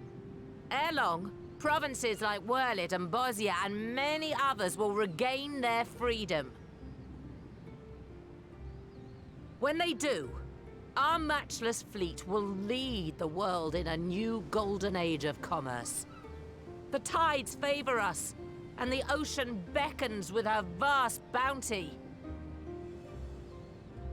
But if we cling to the old ways, this great ship we call Limsa will trade the boundless seas for a lagoon. Shall we scorn the world's wealth for a plundered pittance then? This is not going to convince him. Or shall we embrace change and thrive, like our ancestors before us? The choice is yours.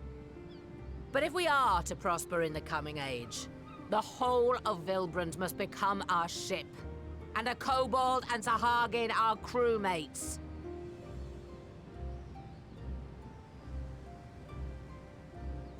Might work on some of the crew members, but not Rousing him. words. Might even be some truth in them. But pirating's all we've ever known. And we ain't about to give it up just 'cause you say so.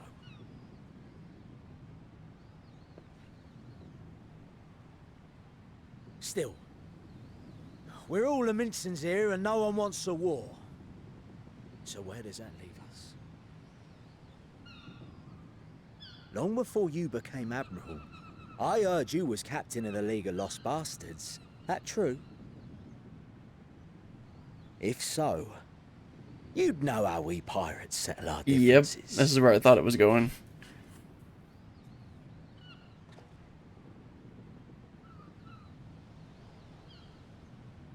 A duel.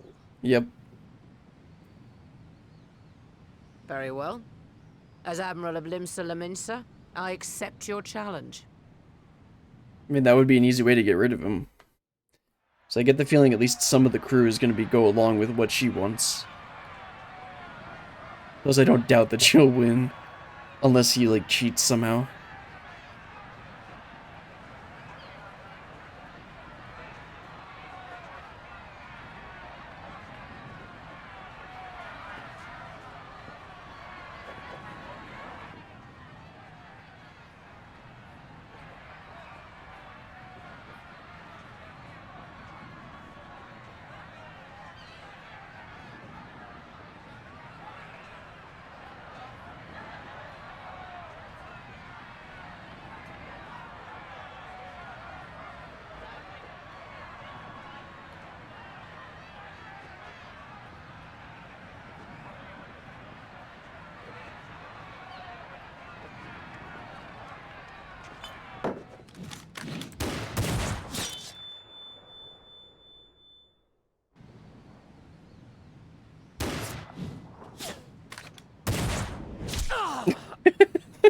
No chance.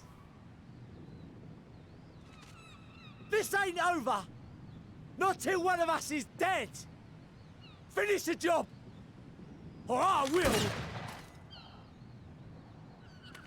Oh, there's the real captain.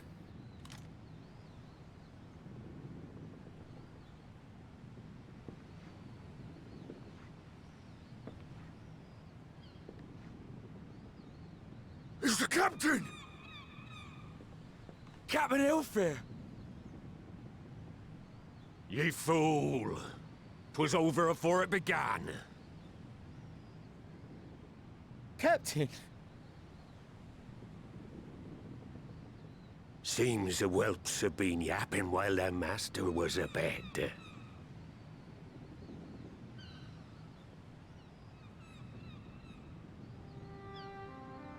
Listen well, all of ye. Since the signing of the Galadian Accord, we all of us have been part of the same crew. The crew of the good ship Limsa Laminsa. At the helm of that ship is the Admiral. And 'tis she who decides where we sail. Was I not clear on that point? Or did you forget whose deck you stand on? Nay? Then what in the seven hells are you playing at? It's all we know, Captain. If we ain't pirates, what are we? You are men. You're bloody idiots is what ye are. Idiots with your own lives ahead of ye. Ye can do anything ye want. Be anything ye want. We're pirates, aye. And we pirates love our loot.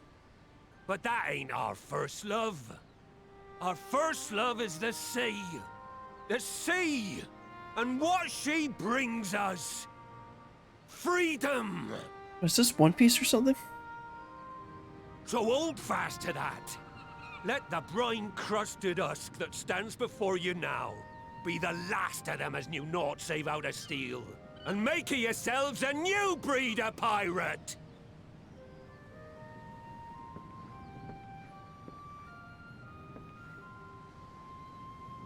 Lad, I made ye me right hand 'cause I saw something in ye. And I still do. You have the makings of a captain. All you lack's the belief.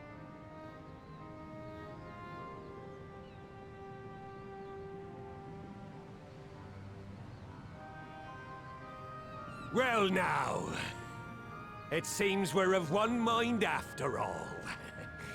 Apologies for the misunderstanding, Admiral. We're with ye, wherever ye be headed. You have my thanks, Hilfir.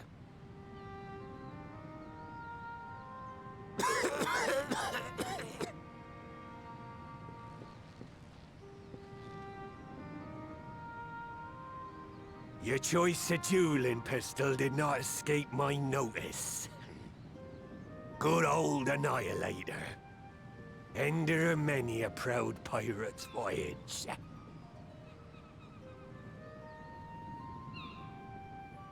Mistbeard's vanished into legend, and it won't be long before I take my rest in the depths. Yet be that as it may, the old ways can only truly die when we've dealt the Empire the telling blow. There'll be stormy seas ahead, no doubt.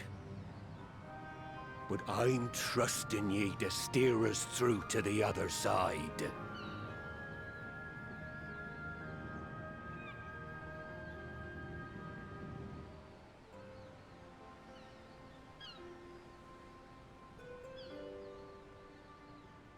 That was good. I was fairly confident it was going to lead to a duel. And of course, Meroweb's going to win. Because, you know. How could she not? While I don't condone what Sicard has been doing, I know how difficult it is can be to change course. It took me long enough to join the Scions, didn't it? Yep. When the discussion gave way to a duel, I feared what might unfold. Yet only a fool would underestimate the Admiral, as Sicard soon discovered. There are times when one must stand one's ground, even if it costs the failure is beyond reckoning. The Admiral did just that, and I have nothing but respect for her, as she continues to steer her nation through this period of transition. I pray the Navigator will see fit to fill her sails. Like Mistbeard before him, Hilfir chose to trust the future of our nation to the Admiral. That was the moment, I believe, that the good ship Limsa Lominsa finally embarked upon her new course. Though I had anticipated a duel, I did not foresee that Hilfir would intervene. But full glad am I that he did. It would have been a shame to kill the boy. She was totally ready to kill him. Instead, the whelp has learned a valuable lesson, and we have made peace amongst ourselves. All that remains is to do likewise with our neighbors. Grab the crit materia. See anything new?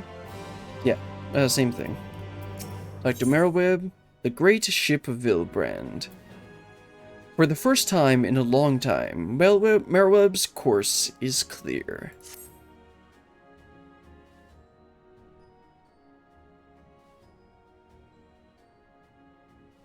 Now I need hardly... Oh, come on. And so in the meeting we seek to arrange with the kobolds, I would have you free their leader of Titan's influence. Leave it to us. We will open his ears to reason. That's going to be easier said than done. You have my thanks. Ere we proceed, there is something you should know. Some 50 years passed, when the Sahagin swarmed at our hulls in ever greater numbers. Limsa entered into a covenant with the kobolds. Didn't we know this already? To men shall go the bounty of the sea, to kobolds shall go the bounty of the land. An ostensibly equitable argument, conspicuously lacking in detail. Aye. Inadvertently or not, the wording was ambiguous, and we took advantage of it, moving in to claim the northern reaches of Lenosha, which the kobolds believed theirs. Bloodshed followed, then bloodshed to answer the bloodshed, and on it went, till every elm of Vilbron bore the stain of our conflict. This is not history, you understand. It is the present, fresh and raw, and with their kindred's blood yet on our hands, we will struggle to regain the kobolds' trust, even should we cure their tempered. Admiral, you speak of obstacles we are like to encounter at the meeting, but as things stand, I see no reason why the kobolds would agree to a meeting in the first place. And so we must provide a reason. I will restore their stolen crystals to them, and personally deliver the cargo along with my apologies. Wait. They would welcome us into their midst, not to speak of peace, but to have you at their mercy. Aye, and given the wealth of crystals we will bring, I'll wager they will attempt to summon Titan there and then. Meaning, a high priest would need to be present, to whom we could administer the cure. Precisely. He is the fish I would catch, and he will not be alone. Nay, he will have guards on hand, and they will lay down their lives to protect him. Yet a single death on the kobold side would jeopardize our chances at peace, and there my venture founders. Yet it is need not. What if we were to employ the Conqueror's Chain? Though we would still have to weaken the kobolds, it would allow us to subdue them without inflicting lasting harm. The artifact Mistbeard used to take goods and not life? Aye, that would serve. Well done, Marshal.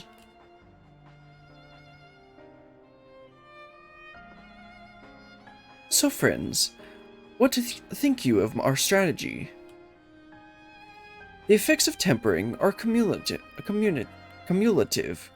and we may safely assume that the High Priest's exposure to primal influence is extensive.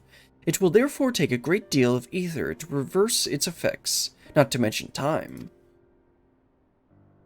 Time during which Alisaie would be defenseless.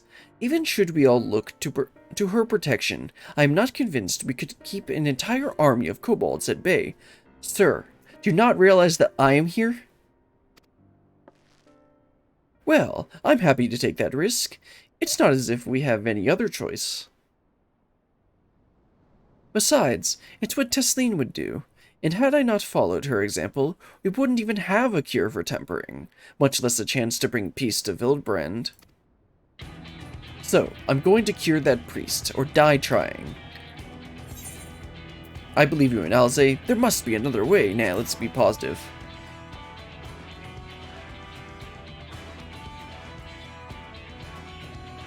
And I believe in you too. You and everyone. I know you'll keep me safe. It is settled then. See to your preparations and make for Camp Overlook. We will join you there anon.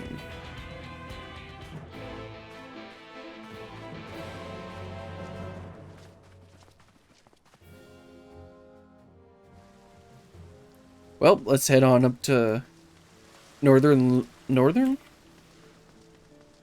It's outer Lenosha.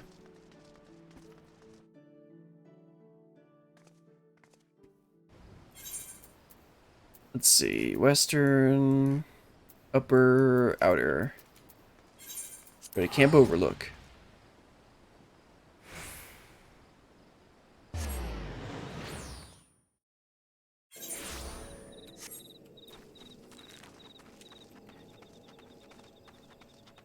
Hello, everyone. Be under no misapprehension. The extent of the High Priest's tempering is like to far exceed that of Gabu. But then he was a relatively mild case, milder, indeed, than the majority of those we wish to save. The coming mission will be a truer test of our treatment. I have no doubt that Alize will succeed with the cure, if we can but afford her time.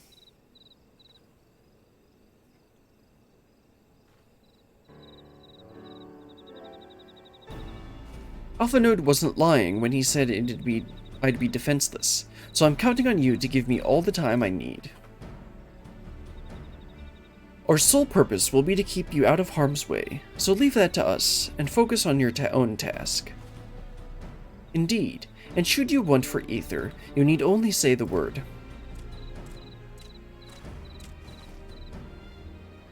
Gabu, did you follow us here? There is something important I want to say to the High Priest. Express, state, say. Please, let me come with you, please.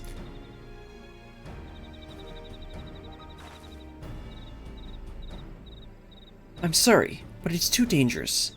I need you to promise me that you'll stay here where it's safe, alright?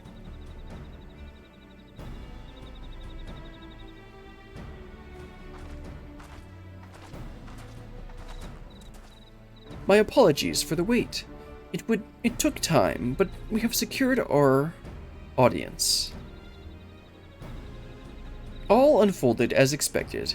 At the mention of my returning their crystals in person, the kobolds suddenly remembered how keen they were to be reconciled. And so, in the glorious spirit of cooperation, we are to be received by the Patriarch Zada of the Second Order, who awaits our pleasure in the navel. If you are ready, let us proceed to the Ungomoro mines at once. And this is definitely not a trap.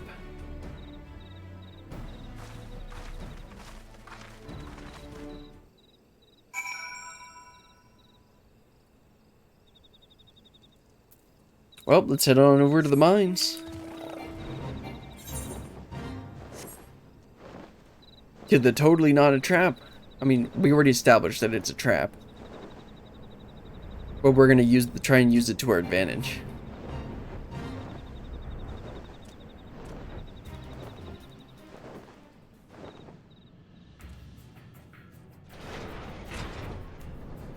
We can't go through there.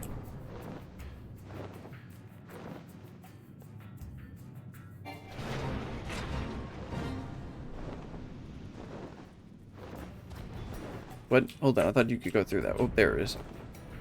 Slightly off. There we go. Patriarch Zada. If the name sounds familiar, it is because he was the one who presided over the deaths of Gabu's parents. I tried to reach out to him that day, only for my pleas to fall upon deaf ears. But this day will be different. We will reach out together, all of us, and we will take a peace in our grasp. Alize can be forgiven a certain amount of recklessness, but if she goes so far as to contemplate sacrificing herself, I will remind her how she responded when I thought to do the same. True. Not that we will need to let it come to that, of course. Ready when you are, my friend. There's nothing more to say. I'm going to do this for Gabu and Tesleen, and anyone who's ever dreamed of a better future. The Conqueror's chain stands ready, but we can are your foes, and I will see them subdued. And as long as I can't accidentally kill them, I think we should be good. This Aetheryte will bear us to our quarry. Should he make to summon Titan, as I anticipate, we will halt the ceremony and restrain him. At this, all hells will break loose, and we will have an army of kobolds to entertain till Alizé's work is done. Just remember, none must die. We must weaken them and let Ezreher do the rest. It is time. Stay the course, my friends. I spy calmer waters behind this squall. Let's go.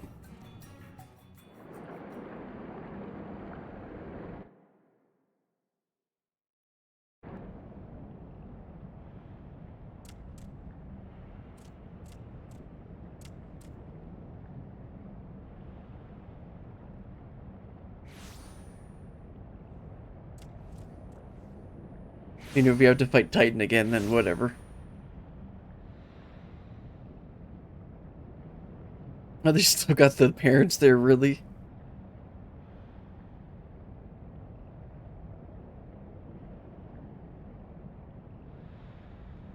Greetings, Patriarch.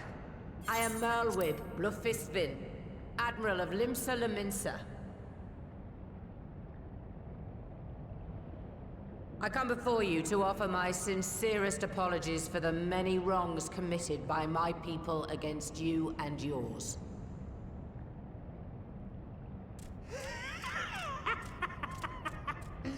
You were foolish to come here. Stupid, unwise, foolish.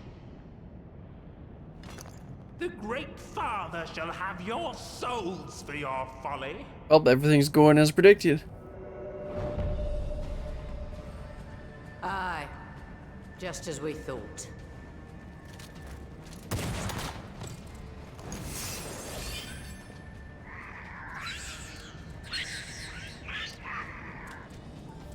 Now, Alizé! Quickly! You don't need to tell me! Let none pass. We must grant her as much time as we can. Alright, let's get started.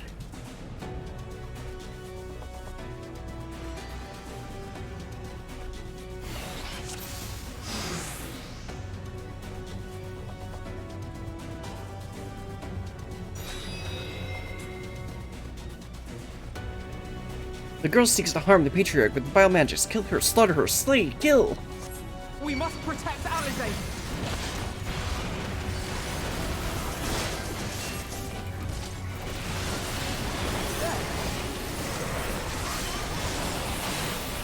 You're in my sights.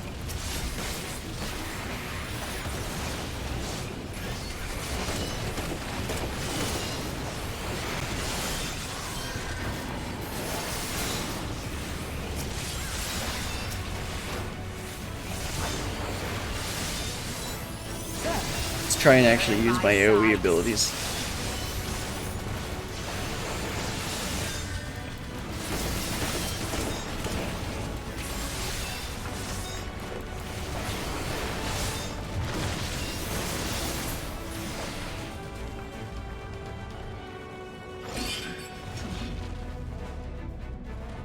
See if I can't accidentally kill them, then we're good. Yes, it's ready. Go, Angelo. What sorcery is this?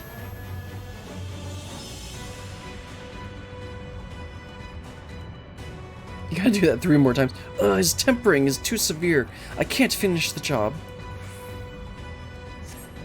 So one person's aether alone is not enough.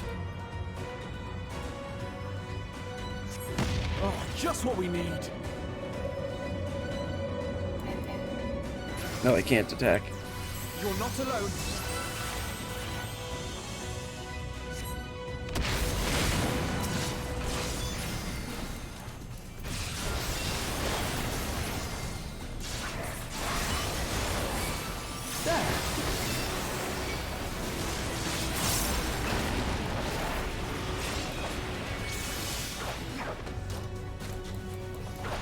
Oh, Alizé's in trouble.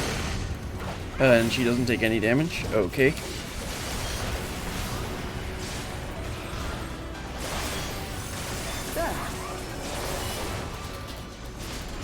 my sights. Oops, wrong button.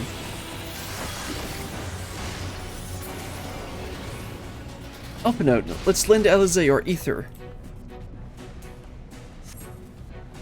Here you are, Alize.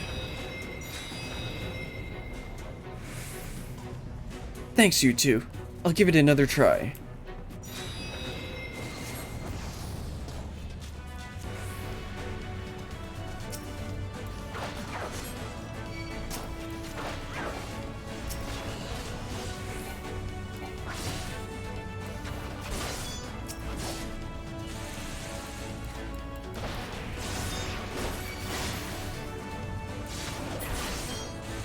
I'm nearing my limit. Curses, more of them. Spread out and hold them off. More! I need more ether!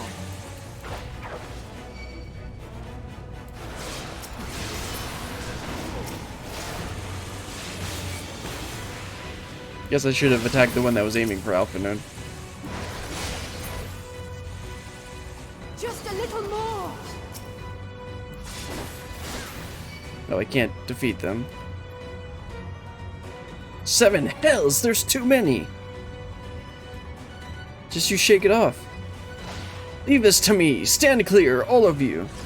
Dude, no.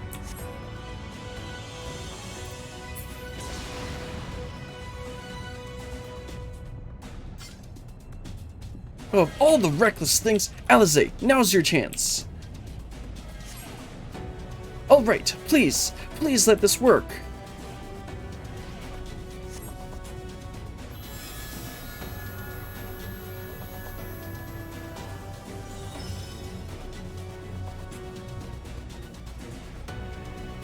Almost there.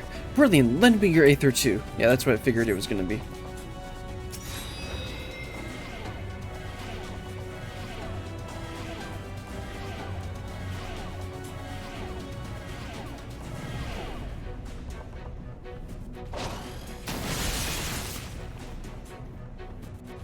You are dead now, girl. Finished, done. For dead.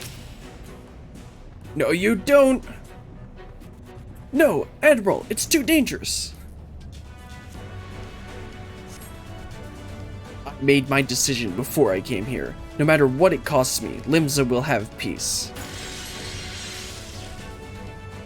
I can't see her dying, but I can see, it making it seem like she's gonna die.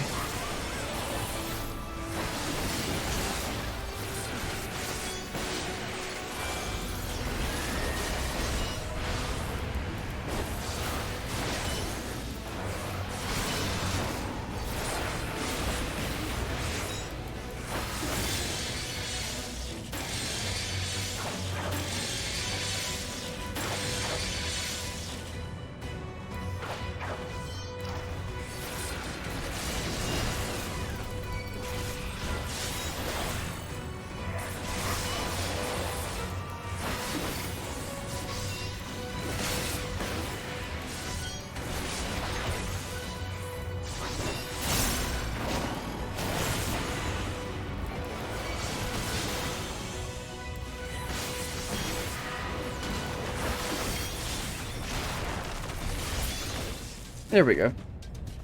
Brilliant! A little more ether. Just a little more and I can finish this.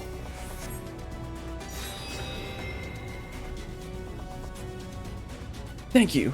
It'll work this time, I promise. Well, considering it's 25 and they've been going down by 25 per person, I'd say it's probably going to work.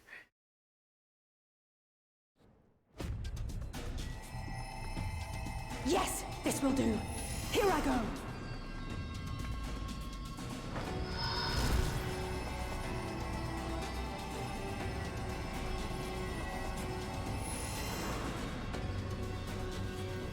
Go, Angela.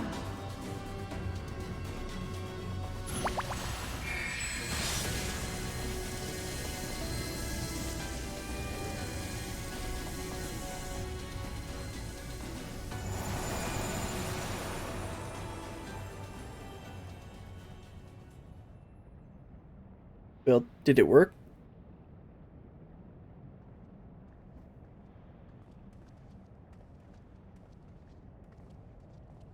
Did it work?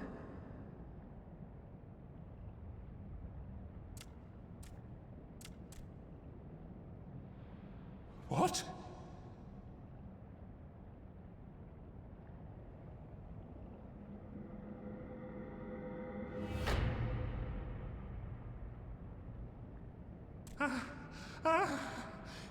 What is the meaning of this? I'm sorry, but they died by your hand. You sacrificed them to summon Titan.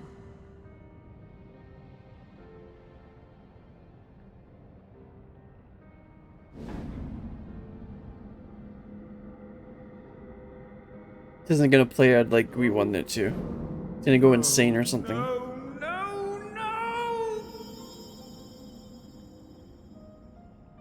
Why? Why would I do such a thing?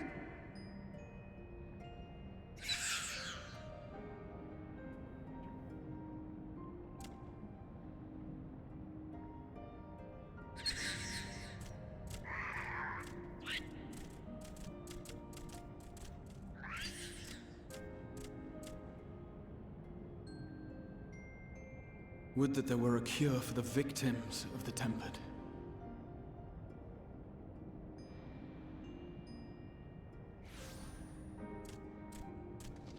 Oh, there's Gabu. Gabu! What are you doing here?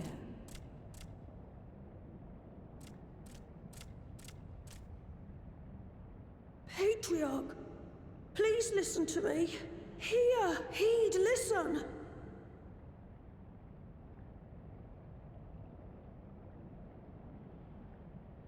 The Great Father we have been summoning is false. He only hurts us and those we love. For a long time, his voice filled my mind. It told me to do terrible things. Awful, unspeakable, terrible things. But I didn't give in to it, and you mustn't either. There's been too much pain already, so please, end the suffering.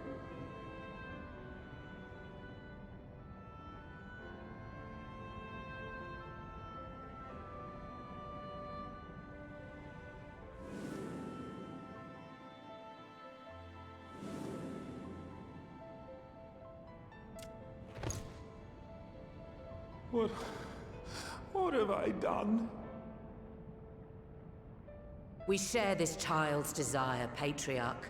An end to summoning, for it spells naught but misery for both our peoples.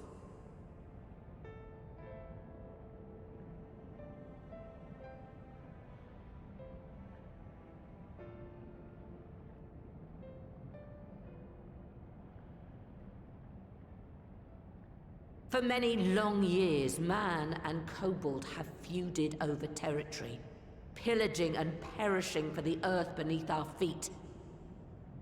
It may be said that we fought to survive, but what we have sown in blood, we have reaped in suffering, and it cannot go on. I would see us set aside the past and work together for peace.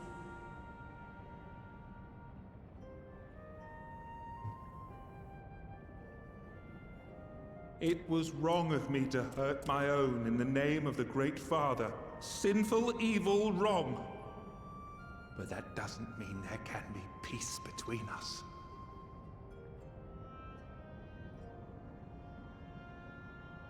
Men cannot be trusted. The bounty of the land was to be ours, and yours the bounty of the sea. But you broke the pact. Violated, breached, broke. And that's why she explained that to us. Unready as we were! What choice had we but to call upon the Divine to rid ourselves of your tyranny? None, and I do not blame you for it. In violation of the spirit, if not the letter of the pact, we took your lands for our own. The fault lies wholly with us. On behalf of all Laminsons, I offer you my humblest apology. I pray you'll find it in your heart to accept it.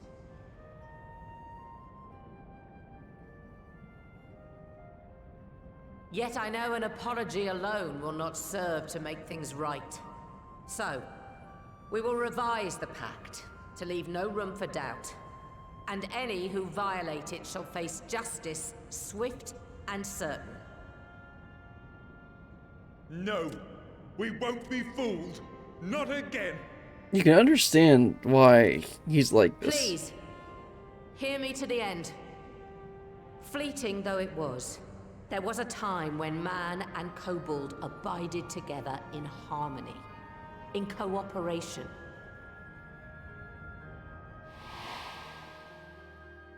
In those days, your people shared the secrets of smelting. Knowledge which allowed Limsa Lominsa to thrive. Much of what we have, we owe to the kobolds. That's why they have the armoring and blacksmithing trainers. And so, for the good of all who dwell on this isle, I wish to make you an offer. We will bear your people's wares to every corner of the world, and trade them in your stead. In return, we will bring you the bounty, not only of the sea, but lands both near and far. Whatever you desire, the Navigator as my witness, you shall have it. There will be no more man and beastman, just the crew of the great ship that is Vilbrand. And together, we will share in the wealth of the world, if you'll only accept our hand in friendship.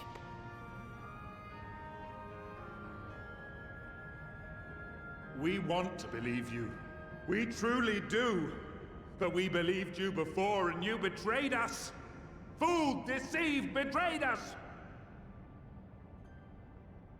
There are bad men, it's true. But there are also good ones. And the ones before you are the best of them.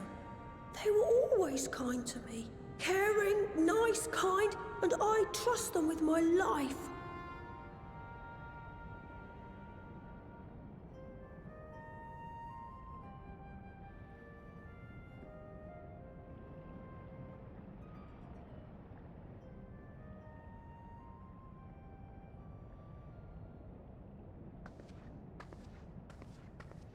Before I became Admiral, I was a pirate. I stole, I fought, I stained the sea red with blood. Such is my past, and I dare not forget it, however much I might want to.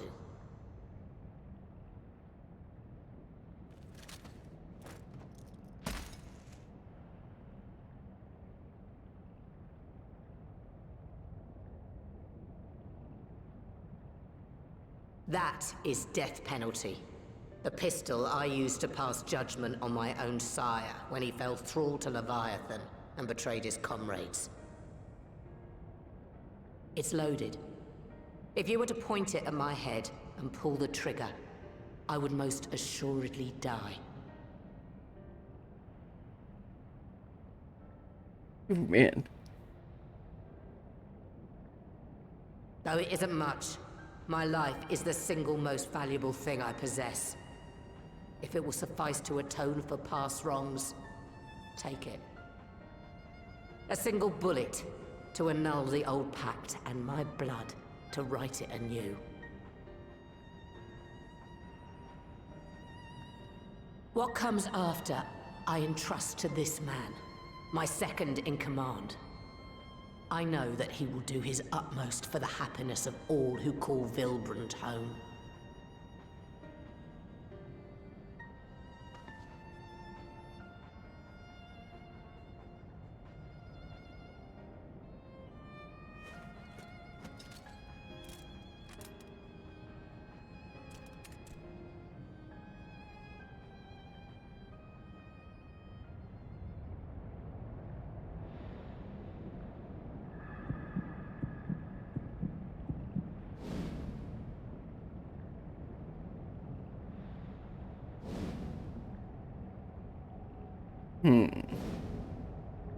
Is he gonna shoot but not shoot her?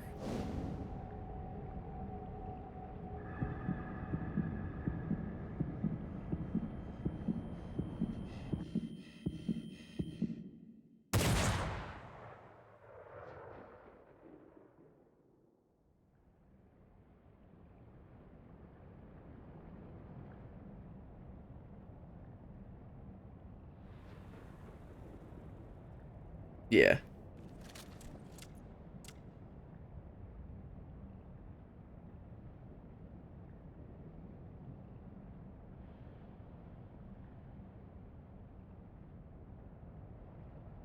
I do not trust you. Not yet. But Gabu does. And I will trust him.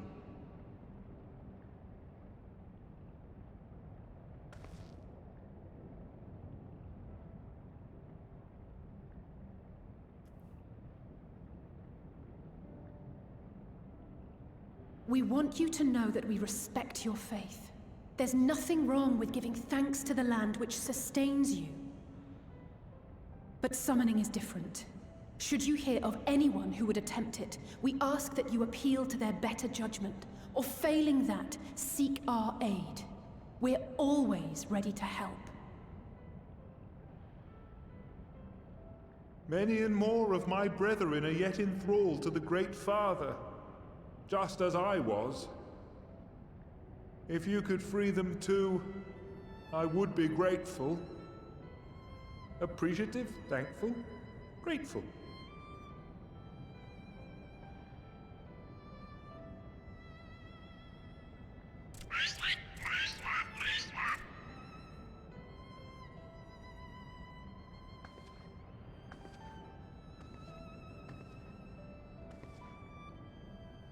Tis we who should be grateful, Patriarch.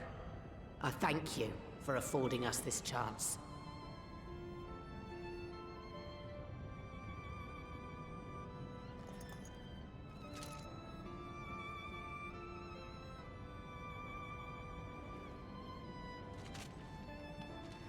That's right, she's got 2 pistols.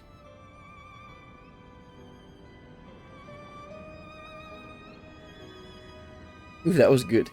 I think that's the last of 5.4. There might be a little more.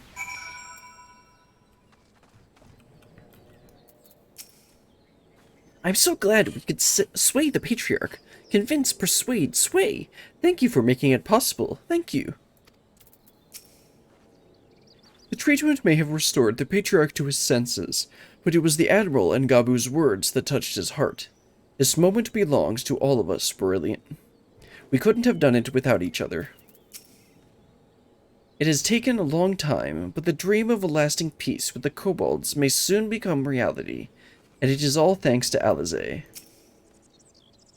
In 2 separate worlds, the seeds are sown, and through the determination of 2 indomitable women, they have quickened into this historic moment. I feel honored to have been present to see it. The Admiral seems hell-bent on worrying me to death, but I suppose the ends justify the means. Well fought, my friend. Well fought. It would seem we have found a way forward with the kobolds. Next, we will help the Second Order to free their tempered brethren from thraldom. Theirs is far from the only order, of course, and it will take no small amount of time and effort to reach the rest. But reach them we will, however long it takes. I would say that it was in your debt, but that has long been true. Oh, right. I would say that I was in your debt, but that has long been true. So instead, I will say thank you for helping us to plot a new course for not only Limsa Luminza, but all of Eorzea. Yeah, there's one more to do. Judging by the complaints my back is making, I may have overreached myself. Ah, the ravages of old age. Savor the moment, girl. Your task can wait. If only I could befriend you all, then surely other kobolds will befriend men too. And I'll do everything I can to help them. Facilitate, assist, help. Gabu is wise beyond his years. It's all very well leaders signing peace treaties, but it falls to individuals to bridge the gap. I dare say we could all do with the rest. Alizé not least of all, given the amount of aether she's been expending of late. Future is rewritten. Yeah, this is the last one. Alphinote's face is a picture, equal parts jubilation and relief.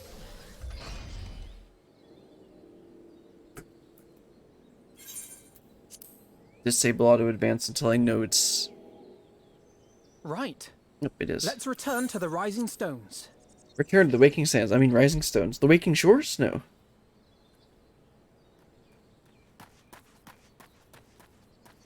Admiral, something strange is afoot at the floating city. Breathe, man. What is it? I think it's best you see for yourself. Please, come with me. What's this gonna be?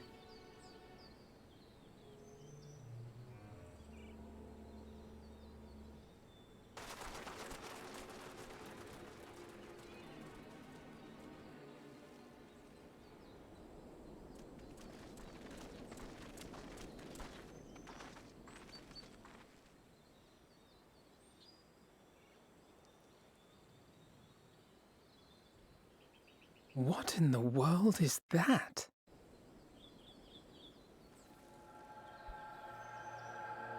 Well, it can't be good. A tower? You can see it too, then? I feared I was losing my wits. One moment I was patrolling as usual, and the next it was just there.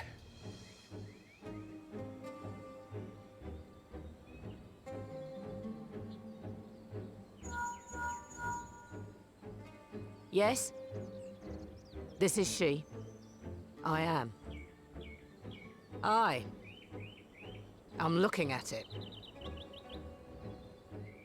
What? Understood. Send the Elder Seed Seer my regards. Is there one in Gordania too?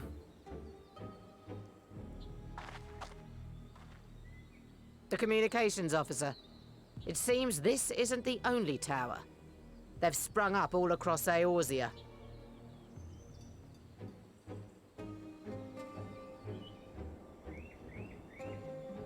Nothing more is known, only that they appear to be of Garlean construction. Our allies on the Alamegan front are on highest alert. Forgive my directness, but would you join them? They may well need the help. Of course, Admiral. We shall make all haste. My thanks. I will return to Limsa to weigh our response. Look for Commander Hext when you arrive in Alamigo, and may the Navigator speed you on your way.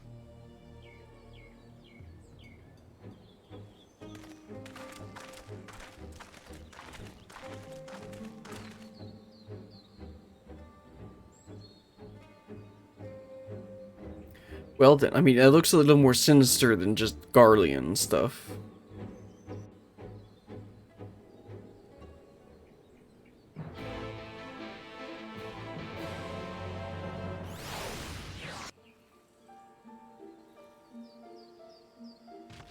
Alright. So where are we headed? The Megan Corridor. Guess we're going all the way.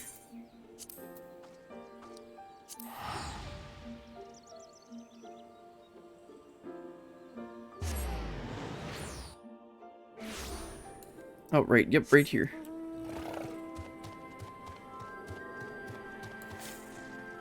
Hello, Lise. Are you going to give us some more useless information?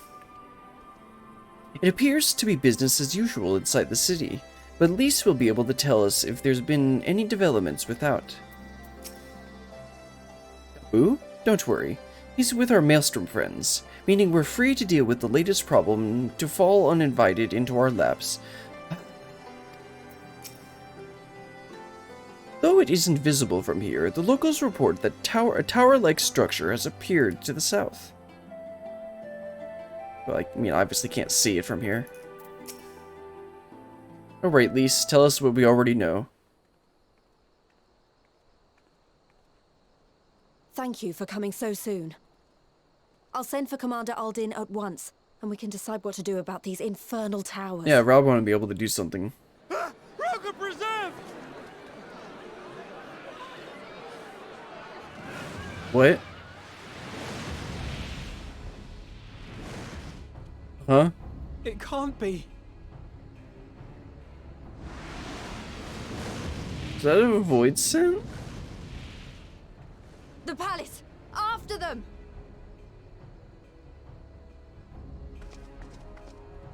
Oh man, I have no idea what's going on. I mean, that you're not supposed to.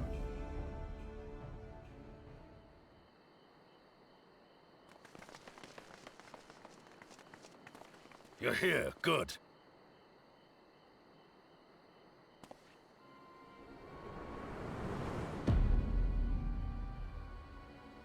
Oh, there he is.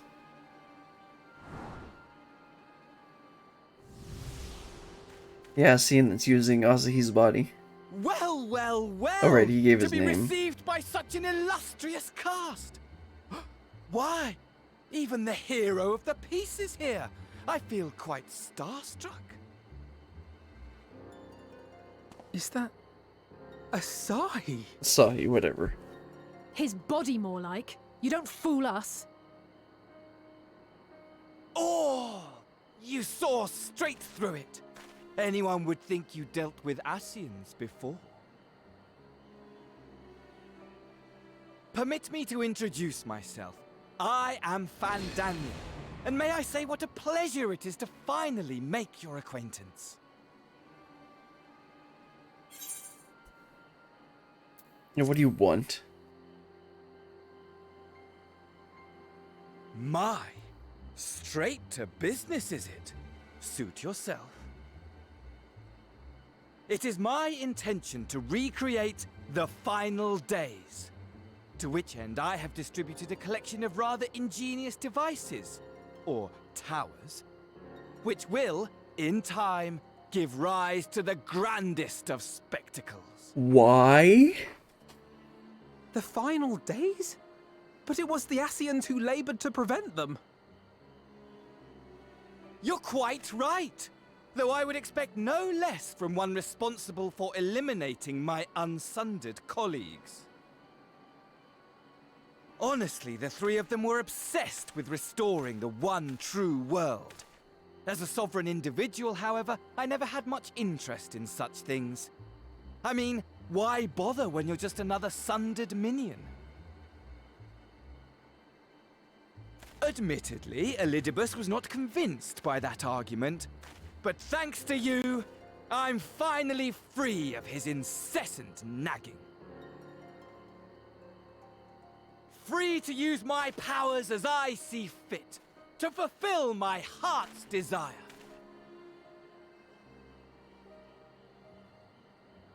And my heart's desire is to lay this half-broken world to waste, leaving nary a fleck of dust behind! Again, why? What? Why would you want such a thing? Because I want wretched creatures who ask such meaningless questions to die! You! And you! And you! I want you all to die! And I want to die too! Oh, yes! I want to die and take everyone with me in a paroxysm of pain and suffering! No, that doesn't answer why. I'm different, you see. From the ancients who clung to dear life, and from you. Oh, clearly. So don't bother trying to reason with me. You will find I have no reason, or creed, or any such tripe. I just want to destroy the world. But please do resist with all your might. It will add to my enjoyment. I mean, we can just Now kill then, you. Ladies and gentlemen, keep your eyes peeled, for the curtains have risen on the spectacle to end all spectacles. We, the Telophoroi, shall be your performers, and this very star our stage.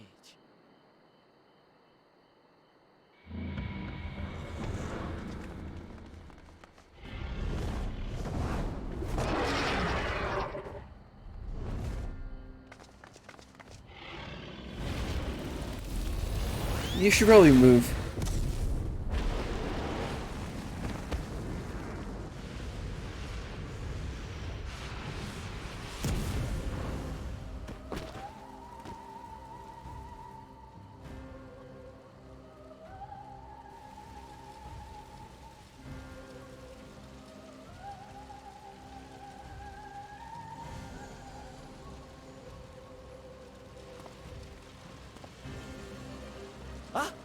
I nearly forgot. I have a message for you. My esteemed patron, Lord Xenos, eagerly awaits you at the heart of the chaos. While I wish only to destroy the world, he exists solely to relive a certain, transcendent moment with you. And it is for that reason he would reduce all to ash. Yeah, that sounds about right. Pray see to it his dreams do not go unfulfilled. For if you should disappoint him, my trusty companion here, whom I've dubbed Lunar Bahamut, will burn your cities and everyone in them. And everyone in them. The way he delivers that.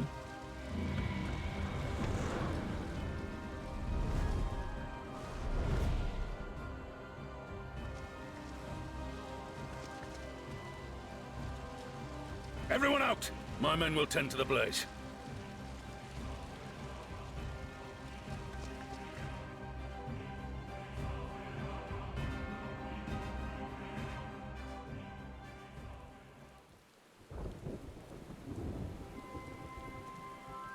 Man, they really know how to end off a content patch, don't they?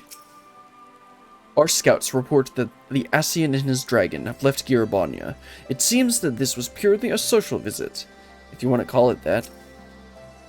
Are you alright, Brilliant? The rest of us are fine, if a little singed. The dragon let us off lightly, honestly though. Only a madman would choose the name Lunar Bahamut, which just sums up Fendaniel, I suppose. What part could these towers feasibly play in Telefororio's plan, do you think? I, for one, am at a loss. For now, we should bear word of these developments to the others. I only hope Thancred and Urianger are safe. Though our objectives were different, I could understand why Elidibus and his fellows acted as they did. But Fandaniel... It will take some time to make sense of it all, if indeed there is any sense to be found. Thank goodness everyone's safe. We've managed to put out the fire, though not quickly enough to save the garden. Oh well. Raubon, can I leave it to you to send word to the Alliance? I'm going to take a unit and investigate the tower. We need to find out what it's for. We'll go with you. No, you won't. You'll rest. From what Merlobes tells me, you're due some time off duty. Should we learn anything about the tower, we'll be sure to share it with you. Until then, I want you to rest. Very well. But if you need your help, don't hesitate, and take care, both of you.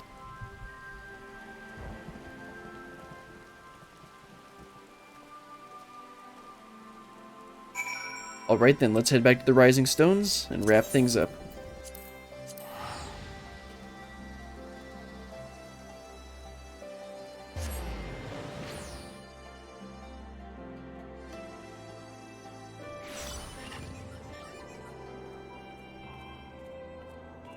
Let's see, over here. Yep, there it is.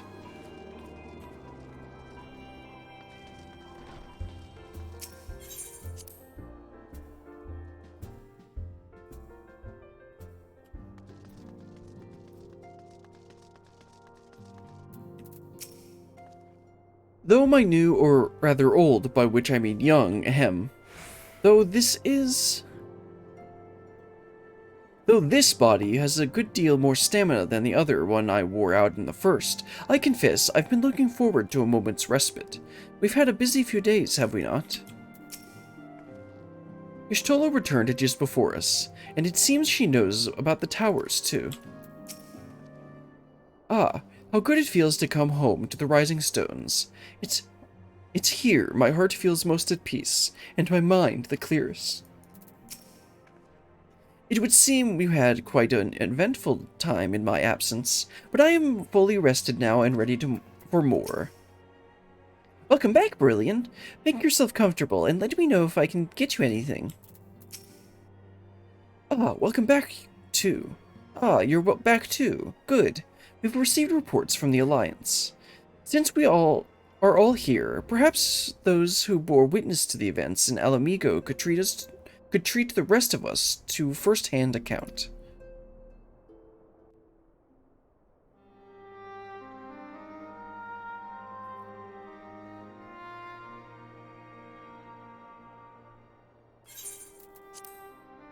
No sooner do we overcome one problem than another appears. It would all seem tediously predictable, but for the endless variety of our foes, this Fandaniel sounds even more unhinged than his patron.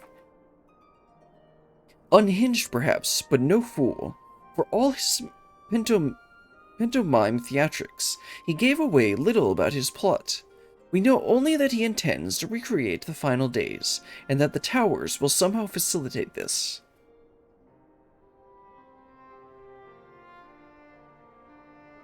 He also called this dragon Lunar Bahamut. Let's not forget that little detail. And the creature certainly did resemble the Elder Primal. That may be, but the fact that it answered to Fandaniel would suggest they are not one and the same entity. I think it more possible that it is some manner of simulacrum born of Ascian magics. Whatever it is, for now we can but work closely with the Alliance and remain vigilant. I believe that concludes our news. What of yours, Y'shtola? I've been to see the Sultana. Knowing how quick the immortal flames are to dispose of their tempered, I judged it best to provide them with the cure first. Flashbang. As soon as I had sufficiently recovered, I traveled to Ul'dah and delivered the porksies to her grace, along with the detailed instructions on their use. Flashbang. Yet my visit chanced to coincide with the arrival of some troubling tidings. The immortal flames had been on the cusp of agreeing to a truce with the Amaja, then when negotiations abruptly collapsed. The Amaja claim a number of their kind have been abducted and that men are responsible. Naught is known of their perpetrators as yet, but as the immortal flames went about to investigate the abductions, they came upon one of Fandaniel's towers. Flashbang. On the subject of the towers, you may be interested to learn that they are not an exclusively Egorzian phenomenon. According to the Alliance, they have been sighted as far afield as Yanxia, or however you say it. Then it would seem reasonable to assume that they are everywhere. We simply have not found them. Flashbang! It's hurting my retinas. Well, as you said yourself, we can do little now to remain vigilant. And since we are dealing with a dragon, ostensibly, at least, I believe it would behoove us to enlist the aid of authority on such foe. I like where this is going. Estinian! Estinian, now just a moment. If he could be persuaded to lend us his lance, I would be the first to welcome it. But the truth is, we will struggle even to find him. You are completely underestimating Tataru's skill set. Heh, you let me and cry, I'll worry about that. We'll sniff him out no matter where he's hiding. I mean, Tataru's like the scariest person in the entire story. If indeed he is hiding, we will have ways of locating him, regardless. So if there are no objections, we shall depart at once.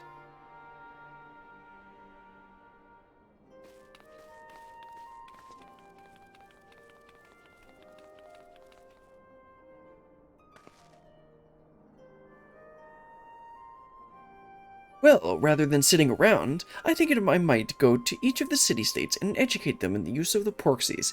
Weren't you supposed to rest, Alize? They would doubtless appreciate it, but might you consider taking a moment to rest before leaving? You would be fresher for the tasks ahead. Alize rest. Well, my friend, our moment of triumph did not last long. That's usually how it goes. 'Twas ever the way, the world often needs saving. Oh dear, are you not enjoying our adventure? And I really could have done with some rest.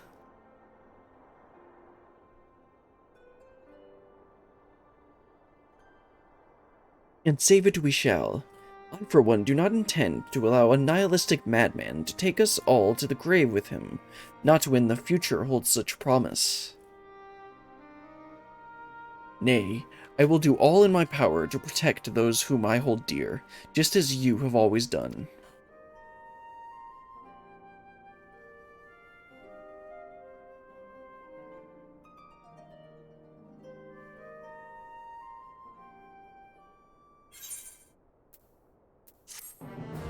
And that was 5.4 MSQ.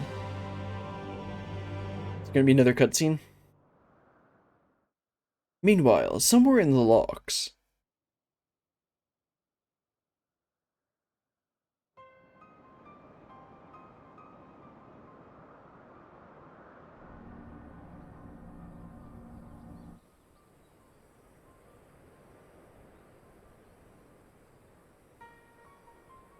The scouts should have been back by now. I'm gonna go and find them. Please, this is not a good idea.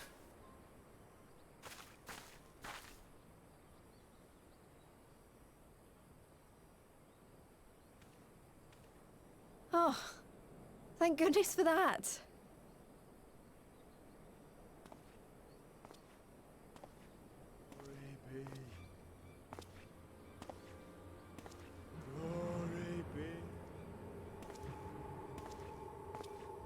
Glory be.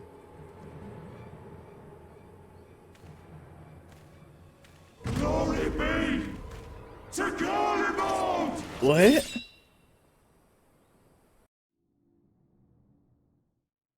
Meanwhile, in the Imperial Palace.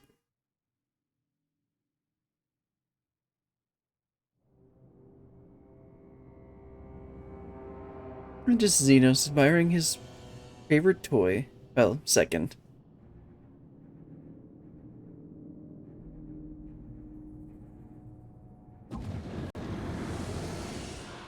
Oh, you're back. The piles have been driven as planned, and the first of the beasts has roared to life. Moreover, I am pleased to report that preparations are well underway for the rest. Ere long, chaos shall reign over all the land, as befits the final days.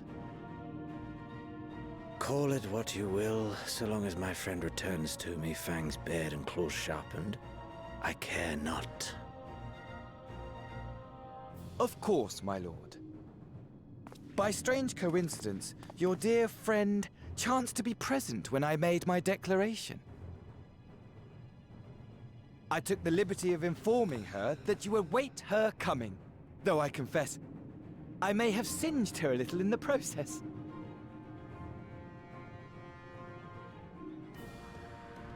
And why do you tell me this? Yeah, Are you seriously. in such a hurry to die? Really, dude. Ah, my apologies. I must guard my tongue lest it be the end of me. Though, there is something to be said for such a glorious death. Better to fall to one who has it all than falter before an inferior. Huh. I shall keep it in mind as a contingency. For now, however, I shall proceed with the plan. My lord.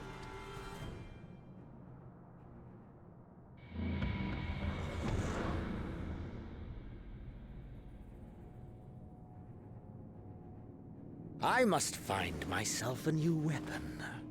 One worthy of our long-awaited reunion. Oh, he's tired of this toy. He wants a new one.